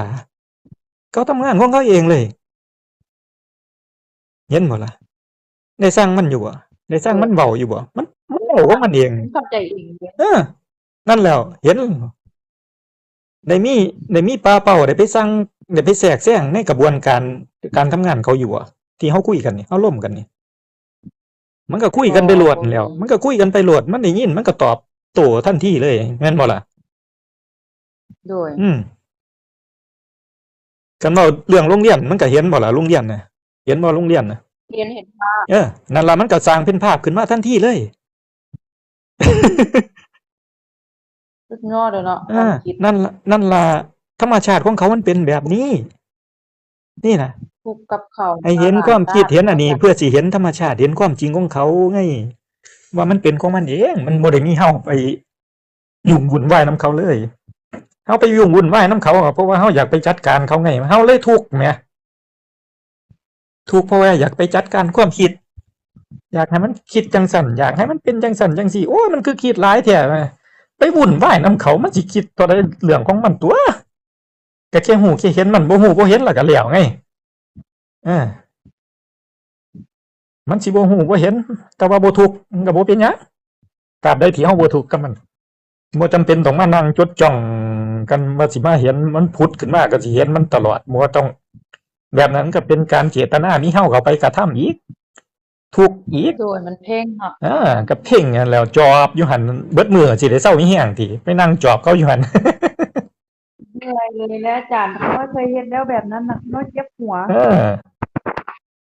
ก็มีอีกผู้หนึงเด้คุณอุกับเพิ่นก็ว่านั่งรถมาทำงาน มันคือมันเพิ่นๆคือจังบ่มีสตินี่เพิ่นว่าแต่ว่ามันหันสบายเพิ่นว่าก็ไปทำงานถูกเด้อไปทำงานถูกแล้ว แต่ว่าพอเพิ่นมาเจตนาเพื่อสิฮู้อิริยาบถมันบัดนี้สิฮู้ตลอดสิมีสติตลอดบัดนี้ กลายเป็นมันอึดอัดเพิ่นว่าทุกข์มันบ่สบาย แม่ขน้อย อา ขน้อยเคยเห็นเฮ็ดให้มันมีสติหั่นน่ะคือขน้อยจับลมหายใจคืออันขน้อยบอกกับอาจารย์ที่ผ่านมานะแลขน้อยเจ็บหัวขน้อยบ่ได้นอนเบิดคืนนั่นเด้มันบ่มีความคิดเลยเด้อาจารย์มันฮู้แต่ลมแล้วโอ้บ่ไหวแล้วมันก็เป็นแบบมีเมื่อยแล้วก็เป็นคือแบบอิหยังมาเย็นอยู่ขมอมเลยนะขน้อยก็ย้านเห็นย้านบ่ได้ฮู้ว่ามีความคิดขึ้นมาเลยย้านว่ามันสิเป็นบ้าเป็นหยังแล้วบ่มีครูบาอาจารย์ไกด์สิขน้อยเลยเซาเฮ็ดเลย ไอ้ที่มันย้านมันคิดแล้วที่มันย้านน่ะสิว่ามันบ่คิดเด้อ แม่นแหละเฮาบ่ฮู้ เฮาบ่ฮู้เด้สิว่ามันบ่คิดติมันย้านแล้ว ตอนมันย้านว่ามันย้านนั่นย้านนี่มันคิดแล้วมันปรุงแล้ว โดยมันปรุงแต่งเรียบร้อยแล้วบ่ทันนั่นน่ะบ่ทัน คิดว่าเจ้าของบ่คิดคิดว่าเจ้าของบ่ปรุงไอ้ที่มันย้านน่ะมันปรุงแล้ว เนาะบ่ทันมันแหละแต่ว่ามันมีทุกเสี้ยววินาทีเลยเด้พระอาจารย์ความคิดนี่น่ะเนาะมันมีตลอดแล้ว เพียงแต่ว่าเฮามาเปลี่ยนใหม่ว่าให้ฮู้ให้เห็นมันบ่ไปตามมันเนาะหลักมันแท้น่ะเอาไอ้เคยเว้ามาหลายๆคลิปบ่ฮู้ว่าได้ฟังบ่คลิปหลังๆสิเว้าสิเปรียบเทียบแบบนี้นะเปรียบเทียบว่าไอ้ความปกติของจิตเฮาที่มันรับรู้นี่มันเปรียบเสมือนน้ำที่มันนิ่งสงบอยู่ทะเลที่มันสงบอยู่โดยยังปลาเป่าอยู่ไสอยู่บ้านแม่นบ่ตอนนี้โดยตอนนี้อยู่บ้านลองมองไปรอบๆเบิ่งแนมไปรอบๆ แนมผ่านๆไปนี่มันเป็นจังไดมันก็ซื่อมันๆมันมันก็บ่ได้คิดหยังมันก็เห็นไปซื่อๆแม่นบ่แม่นๆขาน้อยบ่ได้ให้ค่าเออมันเดะนั่นล่ะบ่ได้นั่นล่ะว่าสิเจาะจงอืมว่ามันแม่นดอกไฟบ่เออแม่นผักกั้งบ่เออๆนี่ล่ะการเห็นแบบนี้ล่ะหรือการได้ยินที่เฮาบ่ไปให้ค่าในสิ่งที่ได้ยินหรือในสิ่งที่เห็นนี่ล่ะมันเป็นการรับรู้ในภาวะที่จิตเฮาการรับรู้ปกติที่ยังบ่มีการปรุงแต่งเห็นบ่มันโดยมันเห็นแม่มันนเห็นแต่มันบ่ปรุงแต่งบ่ได้ให้สื่อให้ภาษากับสิ่งที่มันเห็นมันบ่ได้ปรุงแต่งออกมาเป็นสื่อเป็นหยังนะเป็นภาษานะมันก็แค่เห็นซื่อๆโดๆนะยมันเห็นผลเออโดยนั่นนี่น่ะล่ะเป็นการเห็นที่แบบจิตเฮาเป็นปกติเป็นการเห็นที่อันนี้เขาเอิ้นเป็นการเห็นที่ยังบ่เขาเอิ้นว่ามีการปรุงแต่งหยังเลยเขาเอิ้นสภาวะนิพพานเป็นได้บ่อาจารย์แบบนี้นะคันว่าเฮาเห็นโดยรวมแต่ว่าอืเฮามบ่ได้ปรุงแต่งเด้อาเดี๋ยวเดี๋ยวจั่งเอิ้น เดี๋ยวจั่งเอิ้น เดี๋ยวจั่งเอิ้นสิโดยเอิ้นหยังจั่งเอิ้นมันแต่ว่าตอนที่เห็นแบบนี้มันบ่ปรุงบ่แต่งหยังแม่นบ่ล่ะมันเป็นแม่นสภาวะจิตที่เป็นปกติของจิตเฮาที่บ่มีการปรุงแต่งมันพ้นการปรุงแต่งอยู่แต่ว่ามันก็รับรู้มันก็เห็นแม่นบ่อาแม่นบัดนี้ถ้าเฮาเห็นไปนำแล้วก็บางเทื่อมันก็คิดเรื่องนั้นเรื่องนี้ยุบๆยิบๆในหัวเฮาอะมันมีแม่นบ่แบบนั้นแม่นมันเว้ามีคือขาน้อยว่ามันคือนิพพานบ่มันนะเว้าในใจมันคิดอยู่ในใจอยู่หั่นอันนี้เป็นการปรุงแต่งอะเด้ปรุงเรียบร้อยแล้วเนาะไอ้โทษที่มันคิดในหัวพากมีเสียงพากเสียงเว้าอยู่ในหัวเว้าอยู่ผู้เดียวในหัววุบๆยิบๆบ่นนั่นจมนั่นจมนี่อยู่ในหัวน่ะคิดเรื่องนั้นเรื่องนี้อันนี้เป็นการปรุงแต่งอะนะแต่ว่าโดยแต่ว่ามันก็บ่ได้เฮ็ดให้เฮาทุกข์นะความคิดแบบนี้ได้ทุกข์กับมันบ่เคยสังเกตบ่บ่บ่อาไอ้แบบนี้บ่ถูกอาไอ้ความจารย์คิดแบบนี้มันสิเป็นละลอกคลื่นเล็กๆน้อยๆอะนะโดยตอนที่เฮารับรู้ในภาวะจิตปกติที่มันบ่มีการปรุงแต่งเปรียบเสมือนแบบน้ำทะเลที่สงบนิ่งบ่มีคลื่นหยังนะโดยบัดนี้มันก็สิมีความคิดในหัวมีเสียงพากย์เสียงเว้าในหัวยุบๆยิบๆเรื่องนั้นเรื่องนี้ขึ้นมาแต่ว่าก็บ่ได้ทุกข์กับมันก็สิเป็นละลอกคลื่นเล็กๆน้อยๆอะนะคลื่นที่เกิดโดยมาจากความปกติของจิตที่เป็นปกติของน้ำทะเลที่สงบนิ่งนะก็สิมีคลื่นละลอกคลื่นเล็กๆน้อยๆขึ้นมานะเออ บัดนี้ไอ้ที่เฮาร่วมกันเนี่ยที่พูดคุยกันมา20-30นาทีนี่โต้ตอบกันไปกันมานี่อันนี้ก็เป็นการปรุงแต่งแม่นบ่โดยแม่นอาเป็นการปรุงแต่อางก็เป็นคลื่นที่ใหญ่ขึ้นมาแหน่ใหญ่ขึ้นมากว่าเก่าอาแล้วได้ทุกข์กับมันบ่ล่ะที่เฮาร่วมกันคุยกันเนี่ยบ่เออบ่ได้ถูกนี่ล่ะคือการปรุงแต่งมันก็เป็นคลื่นที่ใหญ่ขึ้นมาอีกแต่ว่าก็บ่ได้เฮ็ดให้เกิดความทุกข์ขึ้นมาเพราะว่าเฮาบ่ได้ยึดมั่นถือมั่นในสิ่งปรุงแต่งเหล่านี้ไง เฮาสิโดเห็นยบ่เห็นก็ตามแต่ว่าเฮาก็บ่ได้ทุกข์กับมันเพราะว่าเฮาบ่ได้ยึดมันก็แค่พูดคุยกันไปแล้วก็แล้วผ่านไปผ่านเข้ามาแล้วก็ผ่านไปผ่านเข้ามาก็ผ่านไปแม่นบ่ล่ะโดยอาบัดนี้มันสิมีคลื่นสึนามิคลื่นใหญ่เข้ามามากระทบอาอาจสิเป็นเรื่องราวใหญ่ๆเข้ามาอาตอนนั้นล่ะมันสิเป็นตัววัดคักๆอะวัดว่าเฮาสิไปยึดหรือสิเห็นแล้วก็ปล่อยผ่านนะเนี่ยตัวนั้นล่ะคลื่นสึนามิน่ะอืมที่มันเป็นพัสสะรุนแรงเข้ามานะอาโดยตรงนั้นล่ะถ้ามีเฮาเกิดคือบ่ซั้นก็โดยถ้ามีเฮาเกิดขึ้นไปยึดเอาอารมณ์นั้นปุ๊บนี่นั่นล่ะเฮาก็สิเกิดขึ้นมาทันทีเลยสิเกิดมีความยึดมั่นถือมั่นในอารมณ์นั้นทันทีเลยเฮาก็สิทุกข์กับอารมณ์นั้นนะแต่ว่าถ้าเฮาเห็นแค่ว่ามันมันก็เป็นคลื่นเป็นความคิดขึ้นมาอาเห็นแล้วก็บ่เข้าไปเป็นบ่เข้าไปยึดกับมันมันก็แยกส่วนกันเด้เห็นกับความคิดมันก็แยกส่วนกันมันก็ต่างเห็นหรือรู้นี่มันก็รู้ก็ยังบริสุทธิ์อยู่ไอ้ความคิดที่มันปรุงขึ้นมาที่มันมากระทบมาผัสสะน่ะมันก็บริสุทธิ์ของเขาอาถ้าหั้นบ่ไปยึดไปยึดถือไปเป็นนำอะมันก็ บ่ทุกข์เนี่ยบ่ว่าสิคลื่นใหญ่คลื่นน้อยก็ตามคลื่นเล็กคลื่นใหญ่คลื่นน้อยก็ตามถ้าเฮาบ่ไปยึดถือเฮาก็บ่ทุกข์คลื่นน่ะมันก็มีท่ามกลางไอ้ทะเลที่ยังสงบนิ่งอยู่น่ะมันก็มีละลอกคลื่นขึ้นมาคือกันก็คือกันเนี่ยในขณะที่เฮาปรุงแต่งพูดคุยกันเนี่ยไอ้ปลาเป้าแนมไปรอบๆมันก็เห็นอย่างอื่นโดยที่บ่ได้ให้ค่ามันแม่นบ่ล่ะ โดยแม่น นั่นล่ะท่ามกลางจิตภาวะปกติของจิตเฮาเนี่ยที่เห็นโดยบ่ได้ให้ค่าอิหยังมันก็มีความคิดปรุงแต่งเกิดขึ้นมาจากการที่เฮาร่วมกันคุยกันน่ะแม่นบ่ล่ะ โดย แต่ว่าเฮาก็บ่ได้ถูกบ่ได้เกิดเฮาเข้ามายึดมั่นถือมั่นในความคิดปรุงแต่งเหล่านี้ไงมันก็เลยบ่ถูก โดย เนี่ยที่ถามมาบางหันมันเป็นนิพพานบ่นิพพานก็คือว่ากันเอาตามภาษาที่เพิ่นแปลนะว่ามันสงบเย็นอีหยังมันบ่ร้อนร้นนะ โดย บ่ร้อนบ่ร้นนี่นะภาษาลาวเฮานี่บ่ร้อนบ่ร้นก็คือว่ามันบ่ทุกข์นะนิพพานก็คือมันบ่ทุกข์เว้าง่ายๆบ่ไปทุกข์ใจนะมันสงบเย็นมันบ่ทุกข์ใจเนี่ยอย่างที่เฮาคุยกันร่วมกันเนี่ยมันบ่ได้มีความยึดมั่นถือมั่นในความคิดปรุงแต่งต่างๆเนี่ยถามป้าเป้าว่าได้ทุกข์กับมันบ่ล่ะเรื่องราวพวกนี้ที่เฮาคุยกันมาร่วมกันมานี่ บ่ได้ถูก นี่ล่ะมันก็สิว่านิพพานก็ได้เพราะว่าหยัง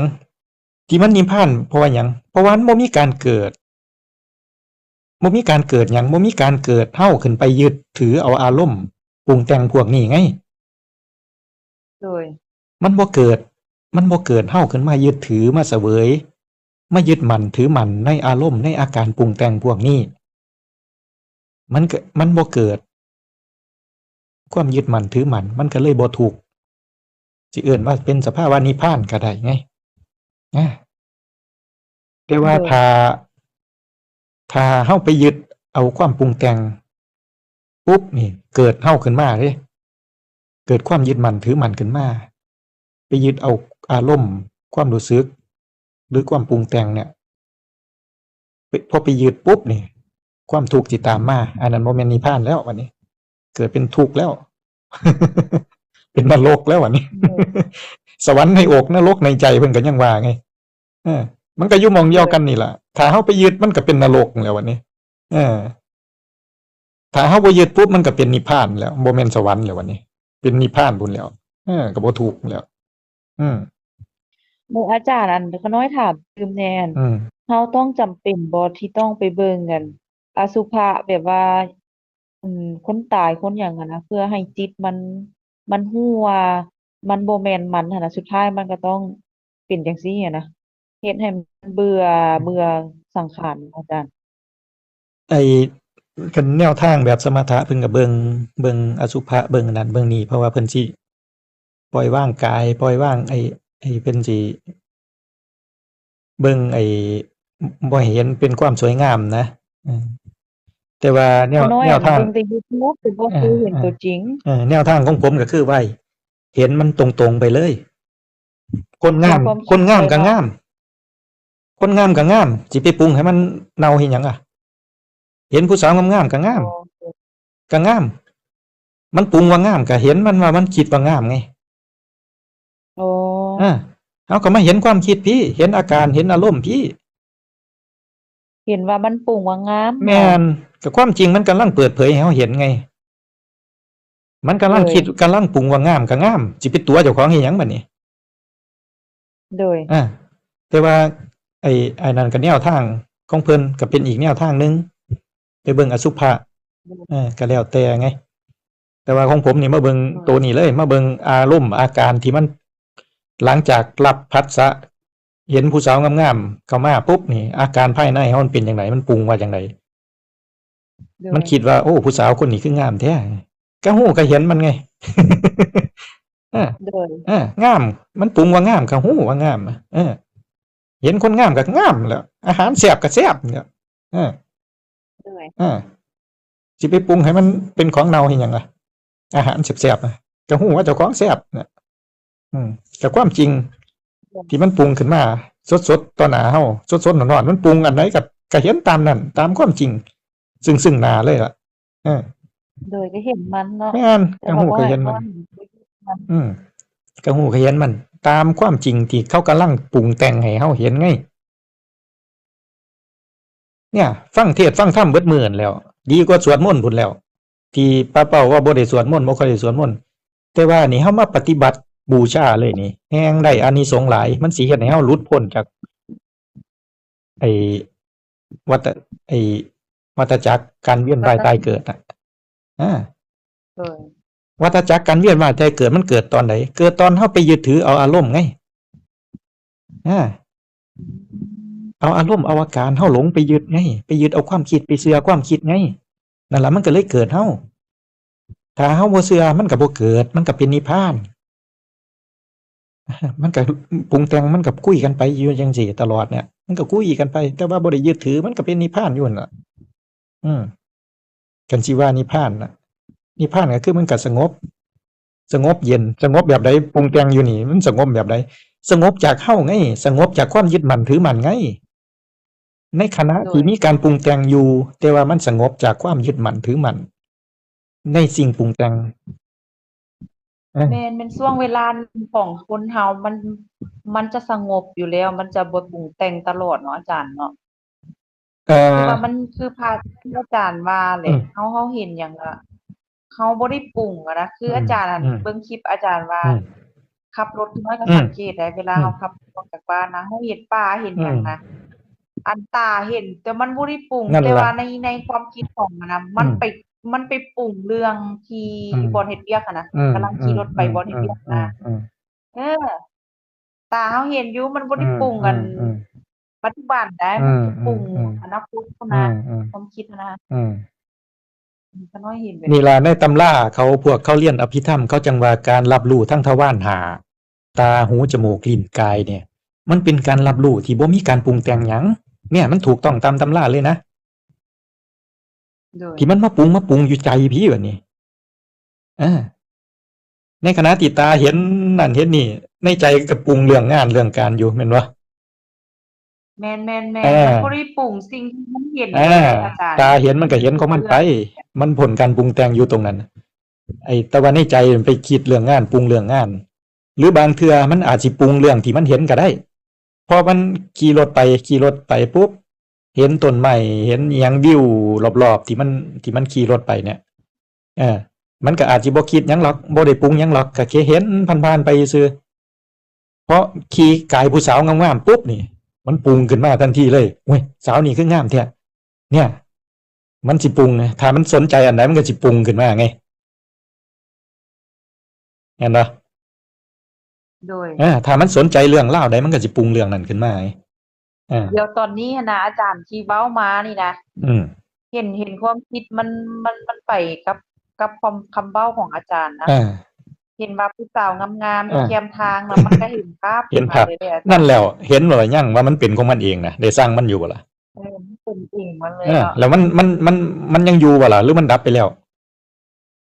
เดี๋ยวนี้ดับแล้วเดี๋ยวนี้นั่นแล้วนั่นล่ะเกิดดับของความปรุงแต่งไงปรุงแต่งเป็นภาพขึ้นมาแล้วมันก็ดับหายไปเขาเป็นของเขาเองตามเหตุปัจจัยเหตุปัจจัยอิหยังเพราะว่าผมเว้าเรื่องขี่รถไปแล้วก็เห็นผู้สาวปุ๊บมันมีเหตุปัจจัยขึ้นมามันก็สร้างภาพขึ้นมาให้เฮาเลยพอเฮาคุยไปเรื่องใหม่อันนี้มันก็ดับไปแม่นบ่ล่ะโดยแม่นนี่ล่ะธรรมชาติของเขากันยังว่าได้ไปสร้างเห็นมันแต่ว่าต้องเห็นมันต่อเนื่องนะอาจารย์จึงสิแบบว่าเบื่ออย่าสิไปเบื่อมันบ่ต้องไปเบื่อหรอกแค่เห็นความจริงผมก็บ่ได้เบื่อหยังได้ผมบ่ได้เบื่อโลกได้แต่ว่าเฮาเห็นความจริงของโลกเห็นความจริงของเขาแล้วเฮาก็อยู่ในโลกอย่างมีความสุขแค่นั้นเด้บ่ได้ว่าสิเบื่อลูกเบื่อเต้าเบื่อผัวเบื่อนั่นเบื่อนี่สิไปอยู่ผู้เดียวจังซั่นบ่แม่นได้เฮาเข้าใจความจริงของโลกแล้วเฮาก็อยู่ในสังคมอย่างมีความสุขบ่ได้ไปเบื่อแบบนั้นเด้บ่ได้สอนให้เบื่อเด้บ่ได้ให้มาเบื่อนั่นเบื่อนี่เด้ที่มันเบื่อหยัง เบื่อในการยึดมั่นถือมั่นนี่ล่ะเบื่อที่สิไปยึดมันไงไอ้ความคิดมันมีมาหลายคันสิไปตามปล่อยตามดับความคิดอยู่หั่นน่ะโอ้ยมันดับบ่ได้หรอกก็เบื่อมันไงเบื่อที่สิไปยึดกับมันไงมึงอยากคิดเรื่องหยังมึงก็คิดกูเห็นบ้างบ่เห็นบ้างก็เรื่องของกูแล้วบัดนี้มึงสิคิดเรื่องหยังมึงก็คิดของมึงไปนี่ล่ะเบื่อความยึดมั่นถือมั่นในความคิดดีกว่าอย่าไปเบื่อสังขารร่างกายอยู่กับเขาอยู่ตลอดเวลาใช้เขาทำงานนี่ใช้เขาให้เป็นประโยชน์ไงใช้เขาเฮาก็รักษาเขานำยามมันเจ็บป่วยก็พาไปโรงหมอไปปัว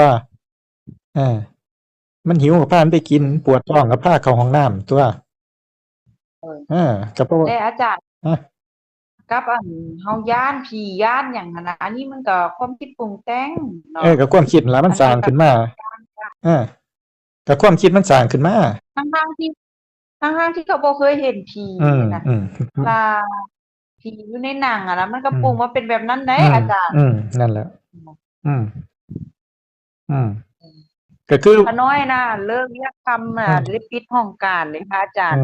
เด็กเขาเจ้าก็เมื่อเบิดแล้วได้นักเรียนครูมาเบิดขาน้อยปิดห้องการเด้ถ้ายามมาแล้วก็เห็นความคิดมันย้านน่ะอาจารย์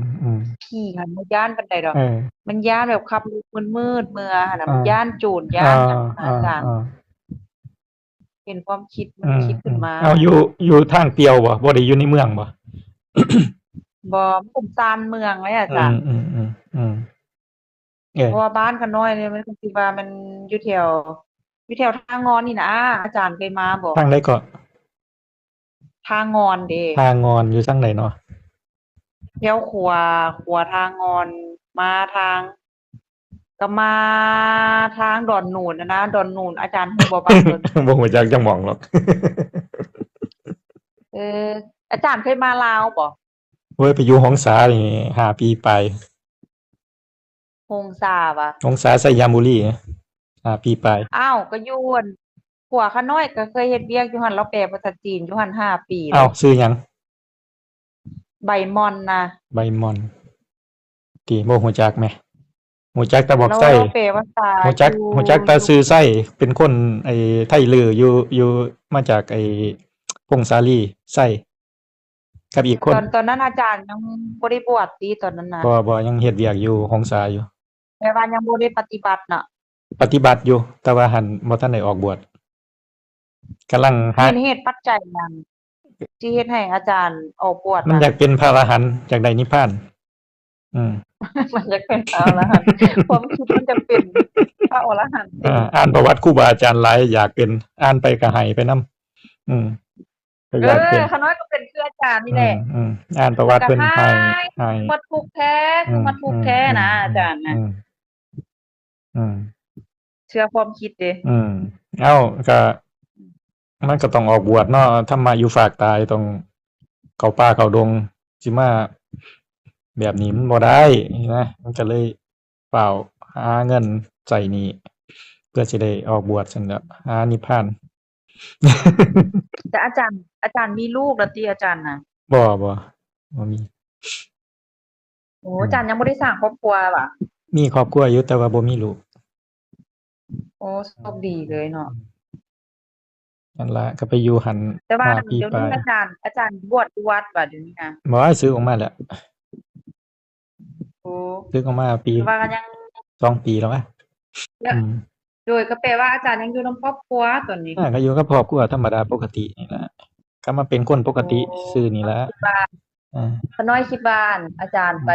อยู่นำครูบาอาจารย์สินะเป็นเขาเอิ้นว่าเป็นอิหยังก็เขาเอิ้นหยังสารวัตรว่าเขาเอิ้นไปเป็นสังฆลีบ่ว่าอาจารย์ดิฉันบ่ได้ยามใดก็เอิ้นพระอาจารย์บ่ได้ว่าอาจารย์บ่ได้ไปอยู่ก็จังว่าก็มาเป็นคนปกตินี่ล่ะแต่ว่าเฮาบ่โง่ยึดเอาความคิดนึกอารมณ์ความรู้สึกปรุงแต่งคือเก่าแค่หูแค่เห็นเขาจังว่าสิไปเบื่อไปอิหยังมันอิหยังก็อยู่กับครอบครัวไปตามปกตินั่นล่ะแต่ว่าเฮาบ่ถูกกับความคิดคือเก่าแค่นั้นเองธรรมชาติพระอาจารย์ยันแฮงพระอาจารย์ยันแฮงล้อขาน้อยตลอด ลูกใหญ่แล้วมาบวชแล้วอืเรา มอืมอืมอืมการบวชก็คือเฮาเราเปลี่ยนถามมันการบวชเราโทรมาหากันน้อยเราถามว่าอืมปฏิบัติทอดใจแล้อืมวคือบ่อืไปม บ่มาอยู่แล้วอะ การน้อยค่ะการบวชอยากการดังค่ะบวชก็เป็นการเปลี่ยนเครื่องนุ่งห่มเปลี่ยนทรงผมเลยเปลี่ยนเครื่องนุ่งห่มอืมแต่ว่าตัวที่สิเฮ็ดให้เฮาหลุดพ้นได้ก็คือปัญญา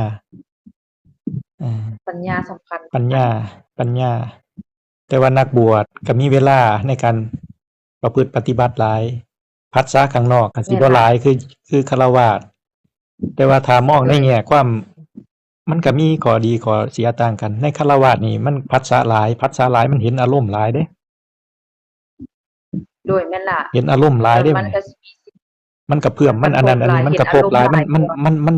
มันเป็นคู่ให้เฮาได้ดีเด้เป็นนักบวชเป็นโดยแม่นนักบวชนี่อาจารย์การกระทบสิบ่หลายบางเทื่อมันบ่เห็นเด้ เพราะว่าหยังผู้ใดสิไปโดยซี้หน้าด่าพระแม่นบ่ล่ะ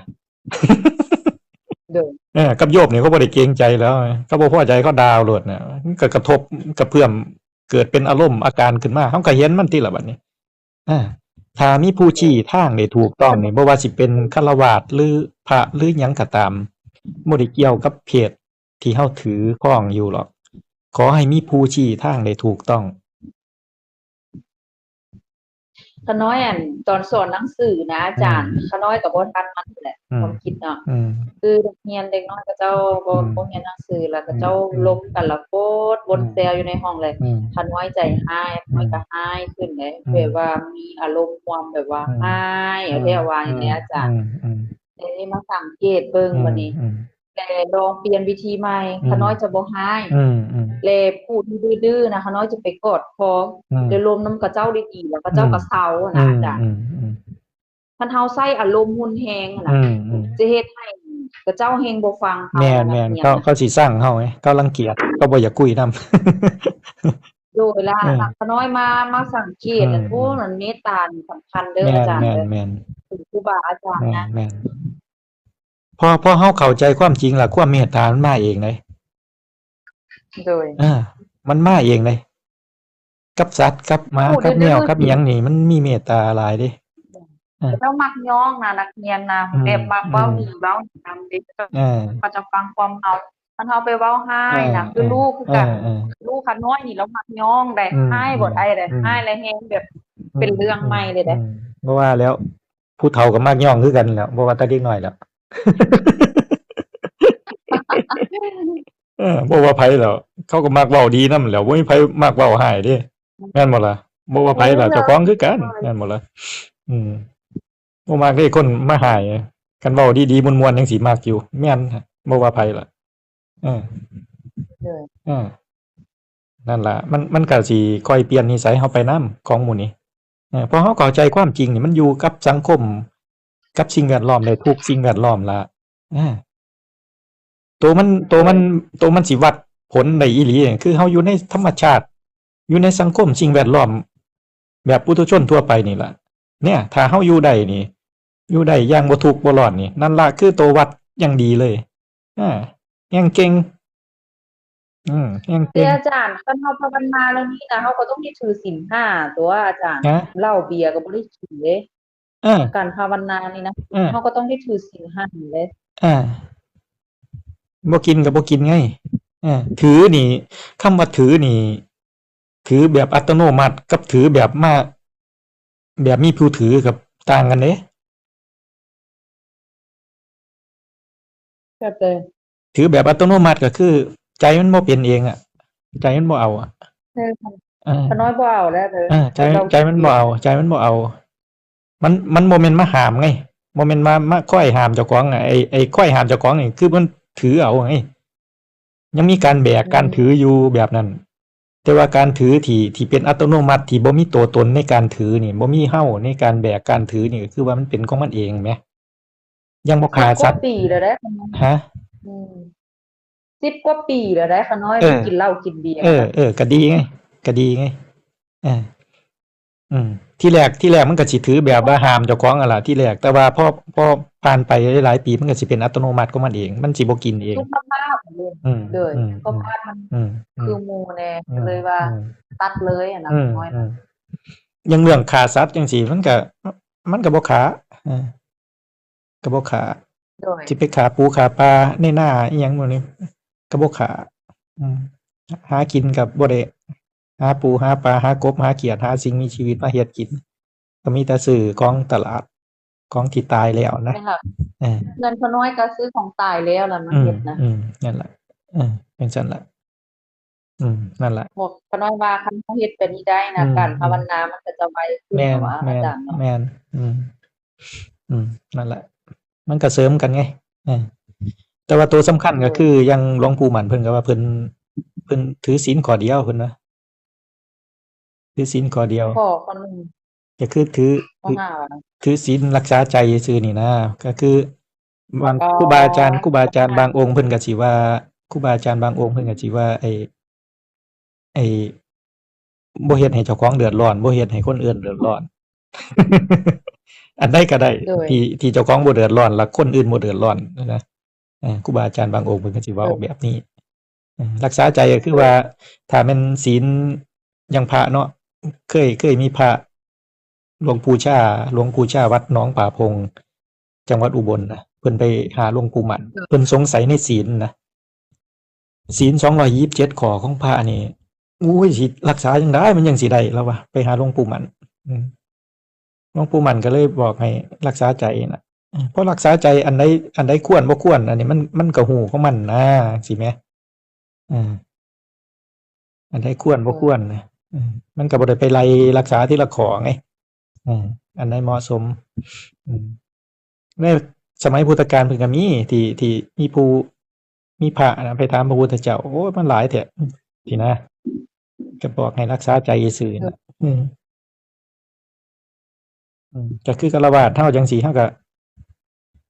รักษาใจเจ้าของนี่นะแนวใดบ่ผิดกฎหมายแนวใดบ่อันนี้บ่ดีบ่งามเฮาก็บ่เฮ็ดนะ โดย แต่ว่าคันน้อยก็ว่ามันบ่แม่นเรื่องบังเอิญเด้พระอาจารย์เนาะอาจารย์เนาะ บังเอิญแนวใด ที่ว่าเฮาสิมาเจอพระพุทธเจ้าคำสอนพระพุทธเจ้าเนี่ยเฮาต้องเคยปฏิบัติมานะ มันก็มีอีกหลายเด้อล่ะที่คนก็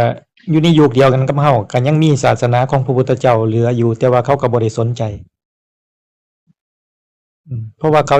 บ่ทันอยากพ้นทุกข์เขายังบ่ทันอยากพ้นการเวียนว่ายตายเกิดไงเขาก็บ่สนใจในขณะที่ก็มีคนเทศน์สอนคำสอนพระพุทธเจ้าในโซเชียลในวัดในว่าเยอะแยะทั่วไปเลยหาฟังได้ตลอดแต่ว่าเขายังบ่ทันอยากพ้นทุกข์เพราะว่าเขายังบ่เห็นทุกข์เขาก็บ่ทันอยากพ้นทุกข์เขาก็บ่สนใจมันก็บ่ได้เป็นเรื่องบังเอิญหรอกมันก็เป็นเรื่องที่ใจเฮาอยากพ้นทุกข์ไงเพราะว่าเฮาเห็นทุกข์เฮาอยากพ้นทุกข์มันก็เลยต้องแสวงหาทางพ้นทุกข์ไงโดย ใจเฮาจิตใจเฮามันถูกกักขังจากความคิดนึกอารมณ์ความปรุงแต่งพวกเนี้ยมันกักขังให้เฮาไปหลงกับมันให้เฮาไปเกิดไปยึดถือมันก็อยากออกจากกรงขังนั้นไงมันก็เลยแสวงหามันแสวงหาของมันเองอ่ะเพราะว่ามันเบื่อแล้วเบื่อกับที่ถูกกักขังแล้ว มันก็อยากหาทางออกอ่ะที่มันขังไว้หยังไงมันไปยึดเอาเองไปยึดเอาความคิดเอาเองมันก็ถือเขาขังตัวก็แค่เห็นซื่อๆบ่ย่างเขาไปหามันความคิดก็แค่เห็นความคิดอย่าเข้าไปใกล้มันติล่ะมันก็บ่ถูกตัวมันสิเห็นบ้างบ่เห็นบ้างตามหัวมันความคิดน่ะตราบใดที่เฮาบ่ได้ไปยึดไปถูกเนี่ยแต่ว่าถ้ามันบอกว่าโอ้ยบ่ทันความคิดเลยนั่นไปถูกกับมันแล้วความคิดมันคิดขึ้นมาว่าบ่ทันความคิดมันนี่ก็ได้ถูกกับมันถูกว่าเจ้าของบ่ทันความคิดที่แรกก็อยู่ดีๆอยู่ที่แรกก็อยู่ดีๆอยู่พอมันปรุงขึ้นมาว่าโอ้ยมึงบ่ทันความคิดมื้อนี้มึงไหลไปเบิดมื้อเลยว่าซั่นไอ้ที่ว่าไหลเบิดมื้อนี่บ่ได้ถูกเด้มันมาถูกตอนที่มันมาถ่วงนี่นะมันมาถ่วงว่าโอ้ยมึงไหลไปเบิดมื้อนี่อ้าวถูกเลยบัดนี้ตายกูบ่มีสติเลยเพราะว่าถูกเลย ไอ้ตอนที่มันว่าไหลเบิดมือเนี่ยบ่ถูกเด้ แม่นบ่ที่จะว่าขาน้อยที่จะว่าขาน้อยเสียนไปฟังธรรมพระอาจารย์ซ้ำๆอีกอะ อื นะ ม แต่ละคลิป อื อะ ม นะ อืม เพราะว่าบางอันมันก็ยังฟังบ่ชัดเจน แม เด้ นแมน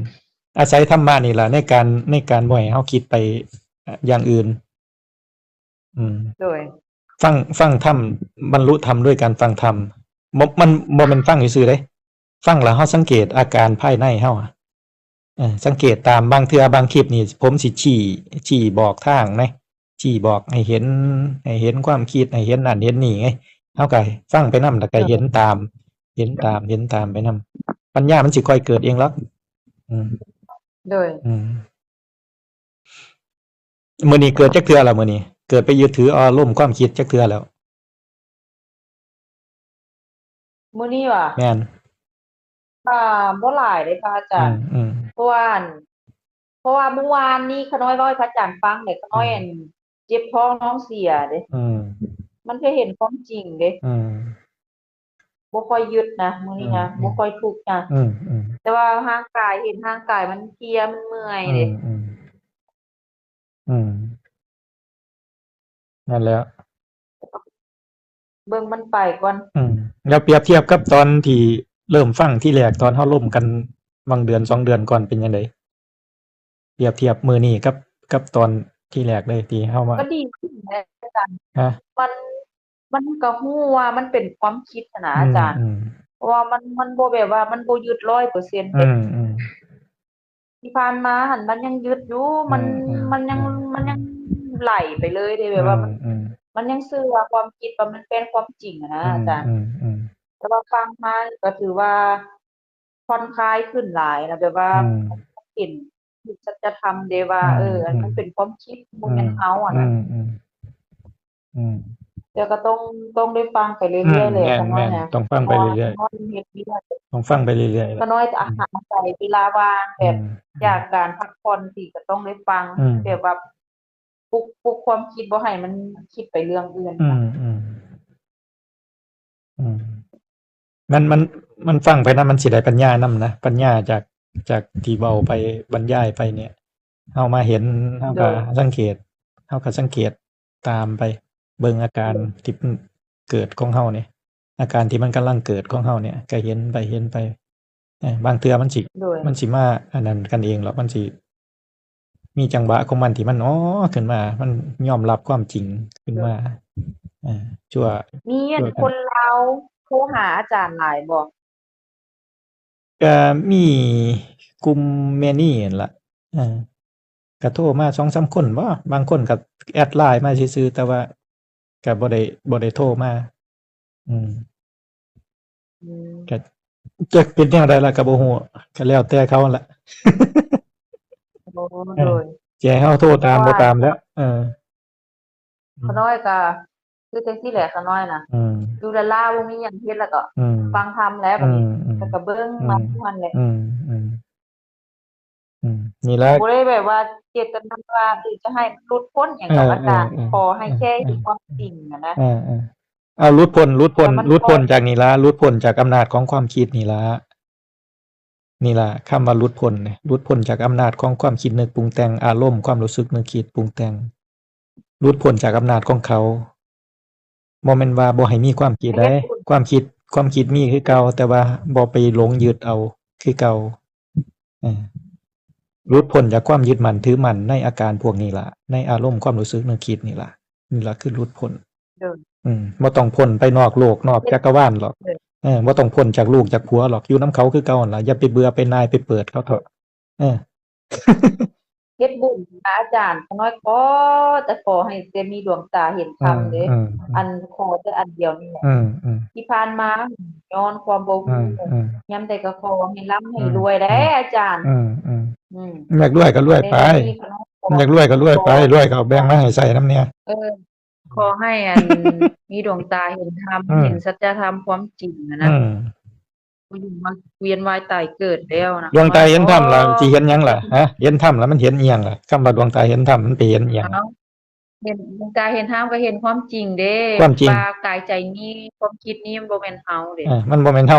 มันบ่แม่นเฮามันเป็นแนวใดล่ะมันบ่แม่นเฮามันก็บ่มีตัวตนเฮาอืมก็ไปยึดเอามันเด้ อืมอืมอยากให้มันมีปัญญาอืนะอามจารย์อืมนี่ล่ะขอกับอืมเห็นพระพุทธเจ้าแล้วยังอันใดพระเห็นอันใดอาจารย์ว่าหเห็นยังก็เห็นพระพุทธเจ้าแล้วยังปฏิบัติธรรมมานี่เห็นพระพุทธเจ้าแล้วยัง มื้อนี้ว่าเห็นแล้วเห็นพระธรรมคำสอนของเพิ่นเด้เห็นพระก็ซ้ำพุทธเจ้าเพิ่นอยู่นำเฮาตลอดเอออืมอืมเห็นพระพุทธเจ้าก็ซ้ำเห็นเพิ่นเลยผู้ใดเห็นเห็นธรรมพระพุทธพระธรรมพระสงฆ์ผู้ใดเห็นธรรมจ้ะผู้นั้นเห็นเราตถาคตอืมผู้ใดเห็นธรรมผู้นั้นเห็นเราตถาคตเห็นธรรมเห็นธรรมเห็นธรรมเห็นแล้วเห็นเห็นธรรมเห็นอิหยังเห็นความจริงเห็นความจริงว่าความคิดกายใจนี้บ่แม่นเฮาแต่ว่าก็ต้องไปฝึกก่อนอาจารย์แต่ก็เข้าใจเอออะนะเข้าใจเห็นเราตถาคตเบิดตถาคตเป็นหยังตอืมถาคตตถาคตเคยได้ตัวยินบ่เฮาเองนะตถาคตตถาคตโดยเคยได้ยินบ่คำว่าตถาคตเคยอันอ่าเป็นเรื่องพระพุทธเจ้าเด้อืมตถาคตก็คือสิแม่นญาติโยมนี่แหละผู้ปฏิบัติธรรมบ่บ่ผู้ใดเห็นธรรมผู้นั้นเห็นเราตถาคตเขาเอิ้นพระพุทธเจ้าเอิ้นว่าพระพุทธเจ้าบ้างเอิ้นว่าพระตถาคตบ้างแม่นบ่บางเทื่อก็เอิ้นพระตถาคตแม่นบ่โอ้อืมแปลว่าอันพระพุทธเจ้ากับตถาคตนี่อันแม่นอันเดียวกันอันเดียวกันอันเดียวกันก็แปลเด้อว่าภาษาสมมุติคือกันอาเอาชื่อนี้ตถาขึ้นมานำคตมาอาจารย์จากคำว่าตะถะตาทะตะทะตาตะถะตาเคยได้ยินบ่ทะตะตาบ่ตอเต่าถอถุงตอเต่าสระอาตะถะตาตะถะตาแปลว่ามันเป็นของมันเองมันโอ้เป็นยเช่นนั้นเองมันเป็นศัพท์ของมันเองภาษาน้อยอืมตะถะตาแปลว่ามันเป็นของมันเองอิหยังมันเป็นของมันเองเห็นเองความคิดความนึกคิดเห็นเองได้ยินเองรู้ความหมายเองคิดเองปรุงแต่งเป็นภาพเองอาเว้าเรื่องขี่รถจักรสวนกับผู้สาวย่างกายมามันก็เห็นภาพขึ้นมาเองนั่นล่ะตะถะตาเห็นบ่ โดยมันเป็นของมันเอง มันคิดเอง มันปรุงแต่งเอง มันเห็นเองแนมไปมันก็เห็นโลดเว้าไปนี่มันก็ได้ยินโลดแล้วมันก็ฮู้ความหมายโลดนี่ล่ะคือตถาตามันเป็นของมันเองธรรมชาติมันทำงานของมันเองธรรมชาติมันคิดเองธรรมชาติมันรู้เอง เนี่ยนี่ล่ะคำว่าตถาตาผู้มาเห็นตรงนี้ก็เลยเอิ้นว่าพระตถาคตไงพระตถาคตคือหยังพระพุทธเจ้าเพิ่นก็มาเห็นตรงนี้มาเห็นธรรมชาติที่เขาทำงานของเขาเอง ธรรมชาติที่เขาคิดเองปรุงแต่งเองธรรมชาติที่เขาไปรับรู้เองธรรมชาติที่เขาเห็นเองที่เขาได้ยินเองที่เขาคั่นเองที่เขาร้อนเองที่เขาเย็นเองที่เขารู้รสเองที่เขาได้กินเองเนี่ยโดยปราศจากเฮาเข้าไปยุ่งเกี่ยวบงการเขามีแต่เขาทำงานของเขาเองนี่ล่ะคำว่าตถาคตก็คือผู้มาเห็นตรงนี้ล่ะมาเห็นความจริงตรงนี้เรายอมรับความจริงของเขาเนี่ยก็เลยเอิ้นว่าพระตถาคตเนี่ยมาเห็นตรงนี้ล่ะคือว่าเห็นธรรมผู้ใดเห็นธรรมผู้นั้นเห็นเราตถาคตก็คือมาเห็นตรงนี้ล่ะมาเห็นธรรมชาติที่มันเป็นของมันเองนี่ล่ะนี่ล่ะคือเห็นพระพุทธเจ้าแล้วก็เห็นธรรมพร้อมเลย บ่ได้เห็นพระพุทธเจ้าลอยมาเป็นโตเด้เนี่ยที่บอกว่ามันเป็นของมันเองมันคิดเองเองนี่ล่ะมันบ่มีเฮาไงมีแต่ธรรมชาติมันเฮ็ดของมันเองไง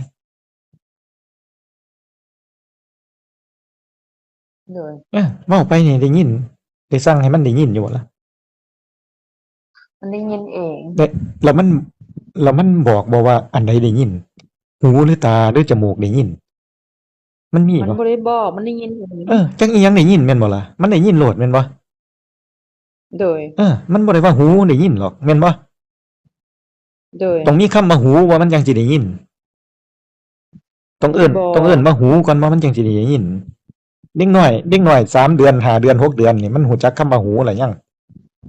ลูกเจ้าอะยังบ่ฮู้มันได้ยินบ่ได้ยินนั่นล่ะมันเกี่ยวบ่ล่ะคำว่าหู ตาบ่เกี่ยวเลย เจ้าธรรมชาติเขามันบ่ได้เกี่ยวกับภาษาเด้ล่ะบัดนี้ นี่ล่ะอาเด็กน้อยมันแนมเห็นตั้งแต่จักเดือนล่ะ เด็กน้อยว่า3มื้อก็เห็นแล้ว เห็นแล้ววะบ่ได้เดือนเดียว เดือน เดือนปลาย เดือนปลายก็เห็นแล้ว มันหูจักคำว่าตาละยังบัดนี้ ยังบ่ฮู้ นั่นแล้วมันบ่ได้เกี่ยวกับว่าตาว่าหูเด้ธรรมชาติบ่ได้เกี่ยวกับภาษาสมมุติเด้ธรรมชาติเขาเนี่ยบ่ต้องเอิ้นว่าตาหูจมูกลิ้นกายใจบ่ต้องเอิ้นว่ารูปเวทนาสัญญาสังขารวิญญาณบ่ต้องเอิ้นว่าขันธ์5เนี่ยเขาก็ทำงานของเขาอยู่จังซั่นเห็นบ่เด็กน้อยน่ะมันบ่ทันได้มีคำพวกนี้เด้มันก็ทำงานคือกัน ตาหูมันก็ทำงานแล้วอามันก็ฮู้จักร้อนฮู้จักเย็นคือกันแม่นบ่ล่ะเด็กน้อยน่ะฮู้จักแล้ว แต่ว่าหันบ่ฮู้ภาษาซื่อๆแม่นบ่มันฮู้อาการแล้วแม่นบ่แม่นบ่ด้วย นั่นแล้วนั่นล่ะธรรมชาติมันเป็นของมันเองมันฮู้ของเขาเองภาษานี่เฮามาใส่ทีหลังหรอกเฮามาสมมุติเว้ากันทีหลังเฮาก็เลยมาหลงภาษาไงบัดนี้หลงภาษาหลงสมมุติไงหลงปรุงแต่งนี่ภาษานี่ก็เป็นปรุงแต่งเป็นสมมุติที่เฮาสมมุติขึ้นมาปรุงแต่งกันขึ้นมาแล้วเฮาก็มาหลงไงหลงภาษาบัดนี้ธรรมชาติเดิมๆของเขาก็อย่างที่ตาเห็นเนี่ยอย่างขี่รถจักรผ่านไปนี่ก็ตาเห็นซื่อๆนี่ธรรมชาติเดิมๆเขาบ่ได้มีภาษาหยังหรอกมีแต่เฮาไปปรุงแต่งให้เขาเบิดไงไปใส่ชื่อให้เขาว่าต้นไม้พัดลมโทรทัศน์รถจักรรถจักรยานรถเก๋งจังซี่เฮาไปใส่ชื่อปรุงแต่งให้เขาเบิดบัดนี้เฮาก็หลงเองนี่ เฮาก็มายึดเองแล้วก็ทุกข์เองอาจารย์เนาะ เฮาปรุงแต่งเฮาสมมุติภาษาขึ้นมาบัดนี้เฮาก็ไปหลงภาษาหลงสมมุติที่เจ้าของสร้างขึ้นมาได้บัดนี้คนเฮาเนี่ยคือมนุษย์เฮานี่แหละอยากได้ iPhone 17 Pro Max หั่นเด้อาจารย์ให้ซื้อมันเด้ทั้งๆที่มันก็บ่ฮู้ซ้ำว่ามันแม่นนั่นโทรศัพท์อะนะมันบ่จักหรอกว่ามันเป็นหยังเฮาให้ราคามันเฮาไปหลงยึดเอานี่คันเฮาหลงเฮาก็หาเงินแทบเป็นแทบตายเพื่ออยากได้มันน่ะความยึดความโลภอะนะสิแม่นแบบนี้น่ะนั่นล่ะ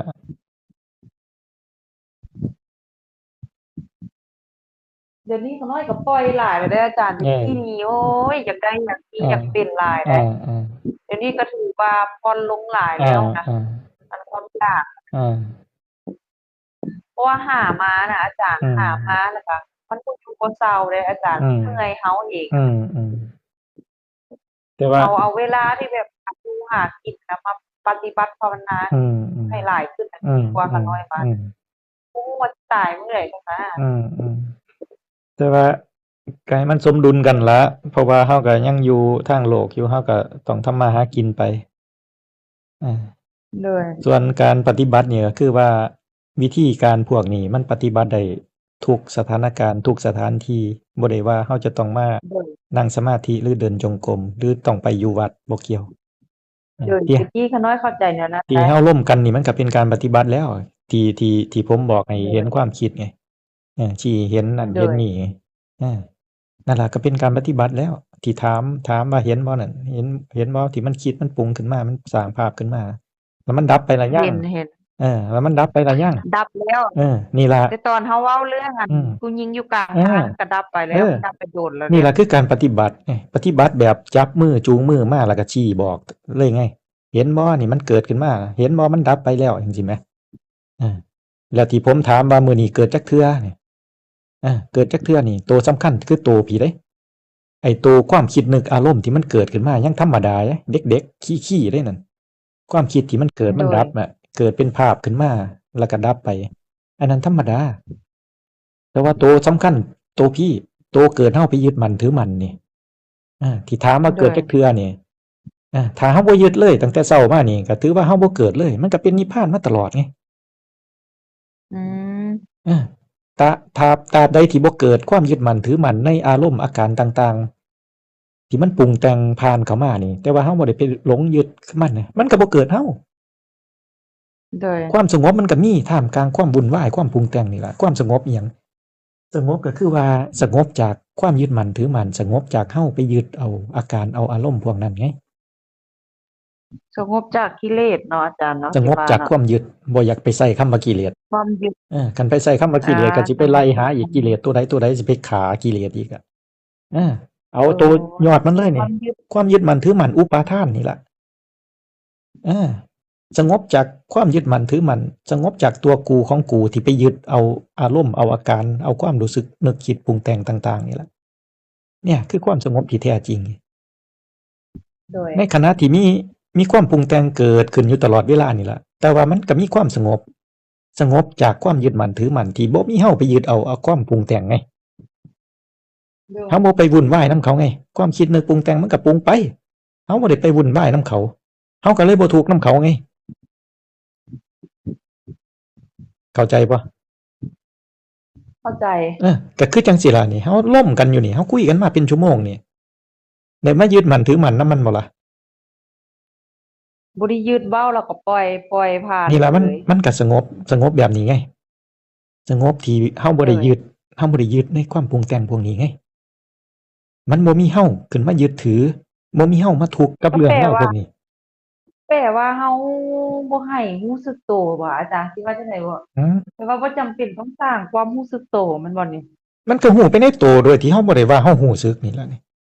ฮู้อยู่บ่ว่าเจ้าของกำลังคุยอยู่นี่ฮู้อยู่บ่ล่ะ ว่าสังขารกำลังกัน นี่ล่ะมันก็เป็นการรู้สึกตัวในตัวนี่แหละโดยที่ โอ้อันนี้ขอเอิ้นความรู้สึกตัว ก็ฮู้ว่าเจ้าของกำลังล้มกำลังคุยกำลังเฮ็ดหยังนี่มันก็ฮู้ล่ะตัวนี่รู้แล้ว บ่ต้องเว้าว่ามันกำลังฮู้มันก็ฮู้ของมันอยู่หั่นล่ะไอ้ที่ฮู้ว่าเจ้าของกำลังนึกภาพเป็นผู้หญิงมันย่างกายมาจังซี่มันก็ฮู้แล้วที่ฮู้ว่าเจ้าของกำลังคุยกำลังล้มกำลังเว้านั่นเว้านี่มันฮู้แล้วโดยบ่ต้องเอิ้นว่ารู้สึกตัวบ่ต้องเอิ้นว่าสติบ่ต้องเอิ้นว่าหยังก็ตาม เอ้ยว่าฮู้เนาะฮู้แล้วเนาะมันก็ฮู้อยู่นี่ว่าคุยกันอยู่นี่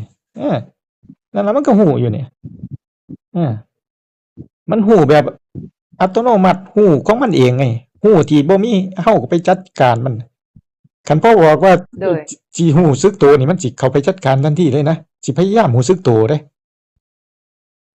คันพยายามรู้สึกตัวนี่มันมีเฮาเข้าไปแล้วเด้ในขณะที่ตะกี้น้อยน่ะก็น้อยล่ะเห็นหยังก็สายลงพ่อเทียนหั่นนะพระอาจารย์กระดิกนิ้วนะก็บ่เป็นหยังว่าหลายๆก็บ่เป็นหยังไอ้พื้นฐานพวกที่เฮาปฏิบัติมาจากพวกนั้นล่ะมันก็เอามาใช้ตอนนี้ล่ะไอ้ยกไม้ยกมือกระดิกนิ้วไอ้เวลาเฮาบ่สะดวกในการยกมือเฮาก็เอามือมาถูๆกันแม่นบ่ล่ะนิ้วโป้งกับนิ้วชี้มาถูๆกันนะเฮ็ดมาเบิดคือกันจากก็เฮ็ดว่าเฮ็ดมาเบิดทุกสายทุกสำนักบ่มีไผเลียดลอดสายตาของผมไปได้หรอกเฮ็ดมาเบิดนั่นล่ะในเมืองไทยนี่วัชรยานมหายานเส้นบ่มีไผหลุดพ้นไปหรอก ไผสิบ้าอ่านศึกษาหลายส่ำผมอะสุดท้ายมันมาจบพี่ละตัวนี้ล่ะสุดท้ายนี่ก็คือมาเห็นความรู้สึกนึกคิดของมันนี่ล่ะโดยมาเห็นตรงนี้เห็นหยังตัวปานมันแม่นความคิดเนาะอาจารย์เห็นเพื่อไปเห็นหยังเพื่อไปเห็นไตรลักษณ์เห็นอนิจจังเห็นอนิจจังทุกขังอนัตตากันเว้าซ้ำนี่เข้าใจมันบ่เข้าใจเกิดแล้วก็ดับเลยอนัตตาคือว่ามันมีแต่ธรรมชาติมันเป็นของมันเองบ่ได้มีเฮาก็ไปยุ่งวุ่นวายนำเขามันเป็นของเขาเองเบิดเลยบ่ได้มีเฮาเข้าไปเด้อนัตตามันบ่แม่นเฮาไม่ใช่เราไม่ใช่ตัวตนของเราไม่ใช่ของเราความคิดมันก็เกิดขึ้นมาเองมันทำงานของมันเองเบิดเลยมีแต่ธรรมชาติที่มันนึกคิดปรุงแต่งของมันเองแล้วก็ธรรมชาติที่มันรู้ของมันเองอนัตตาหรือตถาตาก็อันเดียวกันล่ะนี่ล่ะต้องมาเห็นไตรลักษณ์เห็นตถาตานี่ล่ะตัวสุดท้ายมันน่ะ ต้องมาเห็นตรงนี้มายอมรับความจริงของเขาธรรมชาติที่เขาเป็นของเขาเอง อืมผัวก็เป็นคู่นำกันบ่ผัวบ่ตะกี้เราหั้นเฮ็ดแปลภาษาจีนอยู่หงสาอ๋เด้อาจารย์อแล้วเบิดโครงการ ๆเออแต่เรามาแล้วเราก็มาเฮ็ดเดี๋ยวนี้เราก็เฮ็ดอันกรรมกรแล้วเดี๋ยวนี้นะๆเฮ็ดหยังก็เป็นนายตัวเอง อ๋อ กรรมกรอันเฮ็ดกำแพงเฮ็ดเรือนให้กับเจ้าน่ะอ๋อเป็นสร้างเป็นสร้างอืเขามเอิ้นเป็นสร้างเนาะเป็นกรรมกอ๋อรได้ขาน้อยน่ะแบกปูนนี่ๆกรรมกรเบิดน่ะๆๆอ๋อเราได้ภาษาเราคือบ่ไปทำงานที่มันใช้ภาษาเราว่าเราก็ภาวนาคือขาน้อยนี่แหละเราเป็นคนจีนแต่ติเราจะเป็นสายฮะบ่คนลาวนี่แหละอ้าวแต่ว่าเราจะเป็นสายหลวงพ่อมานพอะนะอานาปานสตินะ อ๋อมานพอำนาจเจริญบ่ตาดเข่งบ่หลวงพ่อมโนปุรุโตโดยไหอืม่ล่ะเรามๆๆๆเรานั้นตลอดได้อืเพิ่นนะมๆๆก็ดีแล้วไปนำกันเพิ่นอืมเดี๋ยวนี้เราก็สวดมนต์เลยค่ะเราก็เออปฏิบัติคือกันเอน้อยเราก็อภาวนาคือๆกันว่าเราสวดมนต์ทุกมื้อเออผัวเขาน้อยน่ะเออก็ดีแล้วมันไปแต่นำกันว่าเขาน้อยทั้งผัวทั้งเมียโอ้ยเขาน้อยก็เบิ่งคือกันเออั่นออันหลวงพ่อมันมุกๆเอน่ะอก็เห็นๆอืมก็ปฏิบัติไปอืมก็เบิ่งไปอืมนำหั้นอืนะมเราไปเรียนภาษาจีนเมืองจีนมาบ่บ่เรียนอยู่ลาวนี่นะอาจารย์ติเรียนอยู่มศเด้โอ้เป็นอะไรแห่งชาติล่ะโอ้จนเว้าได้แต่ว่าเพิ่นบ่คือเราเก่งเก่งแท้อาจารย์โอ้เภาษาออจีนคือคนจีนเลยโอ้เด้เก่งเนาะคนจีน ผมเรียนภาษาคนอังกฤษมายังเว้าจีนนี่เขายังมาเว้างูๆปลาๆอยู่ คนอันมีผู้หนึ่งหั้นจบมาแต่จีนเนาะอืเฮ็ดอยู่โหมงสาคือกันๆอืแหละมๆๆแบบอันแล้วผัวเขาน้อยนี่บ่ได้จบมาแต่จีนอืแต่ว่าเราเว้าภาษามๆๆจีนน่ะถูกสำเนียงเบิอืดมๆๆแต่ว่า grammar เรื่องเขียนนี่เราบ่เก่งอืคือผู้มาแต่จีนแต่มๆๆอืผู้มาแต่มจีนหั้นๆสำเนียงเพิ่นบ่ตรงอืเป๊ะคือเรามๆๆๆแต่ว่าเขียน grammar น่ะได้ อืมๆๆ มันมาสลับกันแล้วสินะแล้วชื่อหยังก็ผัวเจ้าใบม่อน ใบหม่อนเราเฮ็ดปี2000ปี2012เด้ออาจารย์เดี๋ยวเราไปอืมอุตส่าห์นะอืมไปอยู่จักปีอาจารย์มันอยู่หั้นบ่2000 โอ๊ยไปอยู่2012ตั้งแต่ต้นจนจบไปก่อนหมู่กับคนสุดท้ายแต่เรากลับมาปี2021อ๋อ2019แม่นอ๋2021อๆพอดีช่วงโควิดๆอ๋น่ะอๆๆๆเขาเจ้าเฮ็ดโครงการอืเด้มๆๆอืมเป็นจั่งใดคุยล้มเรื่องแล้วผัวก็พอเรื่องหงสานี่เห็นภาพอิหยังขึ้นมาบ่เห็นเป็นเรื่องเลยเอเป็น อ story เลยนั่นล่ะนั่นล่ะที่ชวนคุยบ่แม่นว่าอยากสัมภาษณ์ไอ้ชีวิตส่วนตัวเด้บ่แม่นเด้เพื่อสุดท้ายน้ำไหลแล้วอาจารย์สุดท้ายที่มาถามตรงนี้ล่ะถามว่ามันเห็นภาพนั้นภาพนี้ขึ้นมาบ่นะอา เห็นเห็นภาพหยังแหน่ก็เห็นภาพอันอดีตเนาะอืมที่ว่าอันเราไปเฮ็ดเวียกหั้นอืไปเฮ็ดเวียกอยู่โรงสาแล้วก็มอืมภาพกลับมาหั้นอืมแล้วก็ภาพอันช่วงพยาธิโควิดอืน่ะมเจ้าเคยไปหองสาอยู่ติบ่เคยไปแต่ว่ามันก็สร้างภาพขึ้นมาเองแม่นบ่แม่นล่ะนั่นล่ะมันได้เห็นภาพอันอาโรงสาอามันเป็นควันขึ้นน่ะอาอาเห็นบ่ล่ะเห็นความมันที่มันเป็นของมันเองบ่ล่ะนี่ล่ะคือตะถะตาของมันเองเออพอล่มเรื่องใดมันก็มันสร้างก็ดับมันก็สร้างภาพขึ้นมาเองแล้วมันก็หายไปเดี๋ยวมันก็สร้างภาพใหม่ขึ้นมานี่ล่ะมันก็เกิดดับอยู่จังซี่ล่ะเบิดมื้อนี่อาเห็นแต่เพียงแต่เฮาเห็นมันเนาะอาจารย์เนาะเห็นบ่ล่ะแล้วก็ฮู้ว่ามันไหลฮู้เห็นบ่ล่ะ ว่ามันฮู้ว่ามันไหลไปกับความคิดน่ะเพียงแค่ฮู้น่ะอาจารย์มันบ่แม่นไหลไปกับความคิดเดะความคิดมันก็คิดมันไปนี่แหละมันก็เห็นภาพนี่แหละนั่นนี่ความจริงของเขาเนี่ยความจริงของเขาที่เขาแสดงว่าเขาเป็นของเขาเองไงมันก็สร้างภาพขึ้นมาเองเลยอะพอเขาคุยกันเรื่องใดล่มกันเรื่องหยังมันก็สร้างภาพขึ้นมาเลยเห็นบ่ล่ะโดยนี่ไงเขาเป็นของเขาเองไงนี่ล่ะพระพุทธเจ้าก็มาเห็นตรงนี้ล่ะยอมรับความจริงตรงนี้ล่ะเขาก็เลยเอิ้นว่าเป็นพระตถาคตไงเพิ่นก็มาเห็นธรรมชาติโดยที่เขาเป็นของเขาเองนี่ล่ะ เนี่ยคิดเองสร้างภาพเองสร้างมโนภาพสร้างจินตนาการขึ้นมาเองไงแล้วแต่เหตุปัจจัยไงเหตุปัจจัยเฮาร่วมกันเรื่องหงสาเรื่องผัวของเธอมันก็พอมีเหตุปัจจัยขึ้นมาปุ๊บมันก็สร้างภาพขึ้นมาเลย เนี่ยมันก็เป็นของเขาเอโดงยเนี่ยมันบ่แม่นว่ามันไหลไปกับความคิดเลยเออ แล้วมันทุกข์กับมันบ่ล่ะที่ร่วมกันเรื่องบางหันน่ะมันทุกข์บ่ล่ะที่ว่ามันไหลไปน่ะบ่ถูกมันบ่ได้ทุกข์ บ่ เอออย่าไปวัดว่ามันไหลบ่ไหลอย่าไปวัดว่ามันไหลบ่ไหลวัดว่ามันทุกข์บ่ทุกข์นี่ว่ามันยืดบ่ยืดนี่วัดตรงนี้ เออ เออ ต้องวัดตรงนี้เนาะ เออ วัดว่ามันยืดหรือบ่ยืดคันบ่ยืดก็บ่มีเฮาก็บ่มีเฮาก็ไปยืดไงก็บ่มีเฮาทุกข์ไงถ้ามันยืดปุ๊บนี่มีเฮาไปยืดไปทุกข์ทันทีเลย โดย ถ้าบ่ยืดมันก็เป็นแค่ความปรุงแต่งที่มันปรุงขึ้นมาคุยกันล่มไปบ่มันว่ามันไหลเด้เออ อาจารย์อธิบายคำว่าไหลเบิ่ง เอา ไหลมันขาดสติแม่นบ่ ไหลก็เจ้า ว่า ตัว บ่ เว้า ฮู้ซ้ำว่า ก็เจ้าตัวเว้าว่าไหลก็เว้ามาติล่ะมันอธิบายมาติล่ะ ไหลความคิดของขาน้อยนี่นะ เออ ขาน้อยเข้าใจว่า เออ เวลาเฮาล้มเรื่องหยังกันล่ะ เออ เฮาบ่เห็นความคิดหั้นนะอาจารย์ เออ แล้วเฮาไปกับมันเลย เออ เฮาบ่ฮู้ว่า เออ ตอนนี้เฮากำลังเว้าเรื่องอดีตอยู่ อืม นะ อืม อันนี้ติเขาเอิ้นไหลนะอาจารย์ ที่ว่าจังซั่นก็แล้วแต่ว่าถามว่ามันถูกบ่เอาตรงนี้ มันบ่ถูก มาเอาตรงนี้บัดนี้ มาเบิ่งว่ามันถูกบ่ถูกพี่บัดนี้ อ่า แต่ว่าเวลามันเว้าแล้วมันสร้างภาพขึ้นมาเด้อาจารย์ ก็เรื่องของมันไงก็มันเป็นของมันเองอะสิเอาหยังกับมันบัดนี้ฮะมีแต่คนตายเท่านั้นล่ะที่มันบ่คิดบ่สร้างตาย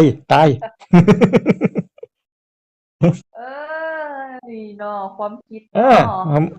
บ่อยากให้มันคิดบ่อยากให้มันสร้างภาพก็ตายอย่างเดียวเท่านั้นแหล้วเออคนยังเป็นอยู่มันก็คิดก็สร้างภาพนั่นภาพนี้ขึ้นมาตัวว้าย มันมีบ่พระอาจารย์ที่ว่าเว้าแล้วนั่นล่ะมันบ่มันเว้าเรื่องอดีตแต่มันบ่สร้างภาพน่ะมันเว้าซื่อๆเด้ เอาก็ตามมันก็เรื่องของมันบ่สร้างก็เรื่องของมันมันสร้างก็เรื่องของมันก็มันเป็นของมันเองไงสิไปยุ่งวุ่นวายอิหยังนำเขา เทื่อเฮาเว้านะ เทื่อเฮาเว้าเฮาก็บ่ได้คิดตามมันน่ะนะ เออก็แล้วแต่ เฮา มั ก็ น เว้าไปแล้วสิ ก็ นะ แล้วแต่มันไงก็เรื่องของมันสิไปวุ่นวายอิหยังกับเขาฮะ ที่เว้ามานี่มีแต่อยากไปวุ่นวายนำความคิดได้อย่างนี้สิไปจัดการเขาจังสั่นจังซี่โอ้ยมันถูกบ่แล้วก็สิไปวุ่นวายนำเขาก็ปล่อยให้เขาอิสระของเขาไป เจ้าของบ่ทุกข์กับเขาก็พอแล้ว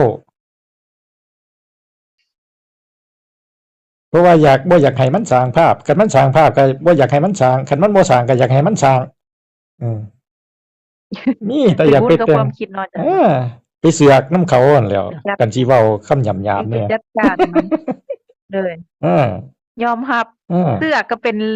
มันก็เป็นคำสมมุติซื่อ เออ ๆขาน้อยบ่ได้ เออเออ ขาน้อยบ่ได้ใส่ใจ นั่นล่ะเออ อืม เอาอาจารย์แดง โอเค อาจารย์แดง แต่ว่า อาจารย์แดงแล้วแฮงเว้าคำหยาบเว้าคำหยาบคำลามกเพราะว่าหยังเพราะว่าเราเว้าขึ้นมากระตุ้นให้เฮามีความคิดอารมณ์ขึ้นมาแล้วเฮาเห็นบ่ว่าความคิดเจ้าของอะแล้วเราก็สอนว่ามันเป็นแค่คำสมมุติไงให้เฮาเห็นว่ามันเป็นแค่คำสมมุติคำที่เฮาสมมุติขึ้นมามันบ่แม่นของจริงอย่าสมมุติขึ้นมาเว้า เลย เนี่ยมันเป็นคำสอนที่ลึกซึ้งอยู่เด้อย่างอาจารย์แดงผู้ พระ ผู้ อา ใด จารย์ยันเด็กเพิ่นยังเว้าคืออาจารย์เลยเราขาน้อยบ่เข้าใจเนาะตอนปฏิบัติใหม่ๆขาน้อยโทรหาเพิ่นเด้พระอาจารย์ ให้เราแยกคำว่าฮู้กับผู้ฮู้กับผู้ถูกฮู้อะนะอาจารย์เดี๋ยวเราว่า เราคือสิเป็นการ์ตูนขาน้อยติบ่เราว่าสิแหละ อันเวลากูอธิบายหั่นแล้วบ่ฟังมึงนี่บ่ฟัง แล้วขาน้อยเห็นมันจิตมันกระเพื่อมมันรู้สึกบ่ดีอะนะอาจารย์ว่าเอ้าอัน พระอิหยังคือเว้าจัง ครู ซี่ บา ล่ะ อาจารย์เพิ่นเว้าบ่ม่วนหั่นนะอาจารย์สุดท้ายขาน้อยก็ขอขมาเพิ่นขาน้อยมาฮู้นำหลังอะเด้ นั่นแหละเฮาก็ไปประมาทแล้วโอ้ยพระแม่อิหยังคือเว้าบ่ม่วน ก็บ่ได้ว่าประมาทเพิ่นน่ะนะแต่เพิ่นกระตุ้นเฮาอะแต่เฮาบ่ฮู้อะนะอาจารย์แต่ว่ามีความคิดแบบว่า เอาเพิ่นเว้าบ่ม่วนน่ะนะแต่ว่าขาน้อยก็ขอขมาเพิ่น นั่นล่ะ แต่ที่จริงเฮาบ่ฮู้ว่ากิเลสในใจเจ้าของนะมันโหดคือหยังนี่นะ นั่นล่ะมีแต่เฮาไปวุ่นวายกับความคิดเบิดนั่นล่ะเฮาก็เลยทุกข์เพราะหยังทุกข์เพราะว่าเฮาอยากให้ความคิดเป็นจังซั่นจังซี่อยากให้มันได้ดังใจเฮาแหม อืมแล้วก็ไอ้สติก็บ่ฮู้บ่ทันก็อยากให้สติมันได้ดังใจเฮาอีกมีแต่อยากได้ให้ก็คือลูกนั่นล่ะอยากให้ลูกได้ดังใจเฮาอยากให้ผัวเป็นคือเฮาอยากได้ดังใจเฮาผัวผู้อื่นนะมันคือดีแท้ผัวโตนติมันคืออยากให้มันได้ดังใจเฮาอันนี้คือกันความคิดคือกันกับกับรู้คือกันรู้มันคือบ่รู้ตลอดวะยังไงมันรู้ตลอดไอ้ความคิดมันก็คิดหลายแท้มึงก็คิดเรื่องนั้นเรื่องนี้แท้อยากไปจัดการเขาเบิดมันมาสิเป็นอิสระล่ะเฮาที่ปฏิบัติธรรมเพื่อต้องการความอิสระ แต่ว่าเฮาเริ่มด้วยความบ่อิสระมันก็บ่มันมาสิพ้ออิสระล่ะอาอิสระอิหยังความคิดมึงก็มีอิสระในการคิดไปธรรมชาติปรุงแต่งเป็นอารมณ์ความรู้สึกนึกคิดมึงก็มีอิสระในการปรุงแต่งไปธรรมชาติที่มารับรู้ความคิดมารับรู้สิ่งภายนอกมารับรู้สิ่งต่างๆนี่ก็มีอิสระในการรับรู้ไปก็แค่นั้นเองตัวสำคัญก็คือว่า โดย มีความยึดมั่นถือมั่นมีความทุกข์เกิดขึ้นบ่แค่นั้นเองมันสิฮู้ทันบ่ทันบ่ต้องไปสนใจมันสิเผลอมันสิฮู้บ่ฮู้บ่ต้องไปสนใจเออ โดย นั่นล่ะให้มันอิสระตั้งแต่แรกนั่นล่ะมันจังง่ายเพราะว่าเราต้องการให้อิสระอืม น้องตึ้งโดย รู้ก็รู้อย่างบริสุทธิ์ไงคิดก็คิดอย่างบริสุทธิ์ไงบัดนี้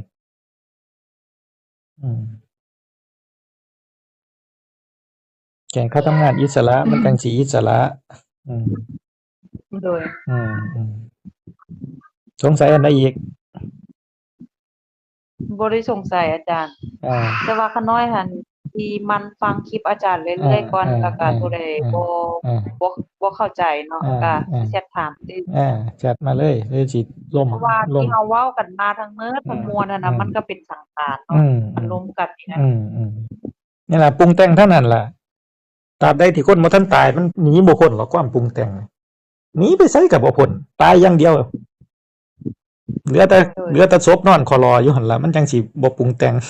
จังสิบ่มีความคิดแต่ว่าเฮาสิหนีความคิดนี่ก็คือว่าเฮาแค่บ่ไปยึดเขาบ่ไปวุ่นวายกับความคิดมันสิคิดสิปรุงขึ้นมาว่าจังได๋ตามหัวมันอย่าไปหัวซ่านำมันแค่นั้นล่ะเฮาก็พ้นทุกข์แล้วลูกขาน้อยก็ตื่นนอนแล้วไปดูแลลูกก็ทำหน้าที่เจ้าของเพิ่นอาบน้ำโดยโอเคไปโดยสาธุเด้ออาจารย์เด้อสาธุมีหยังก็โทรมาแชทมาโดยเด้อโอเคครับ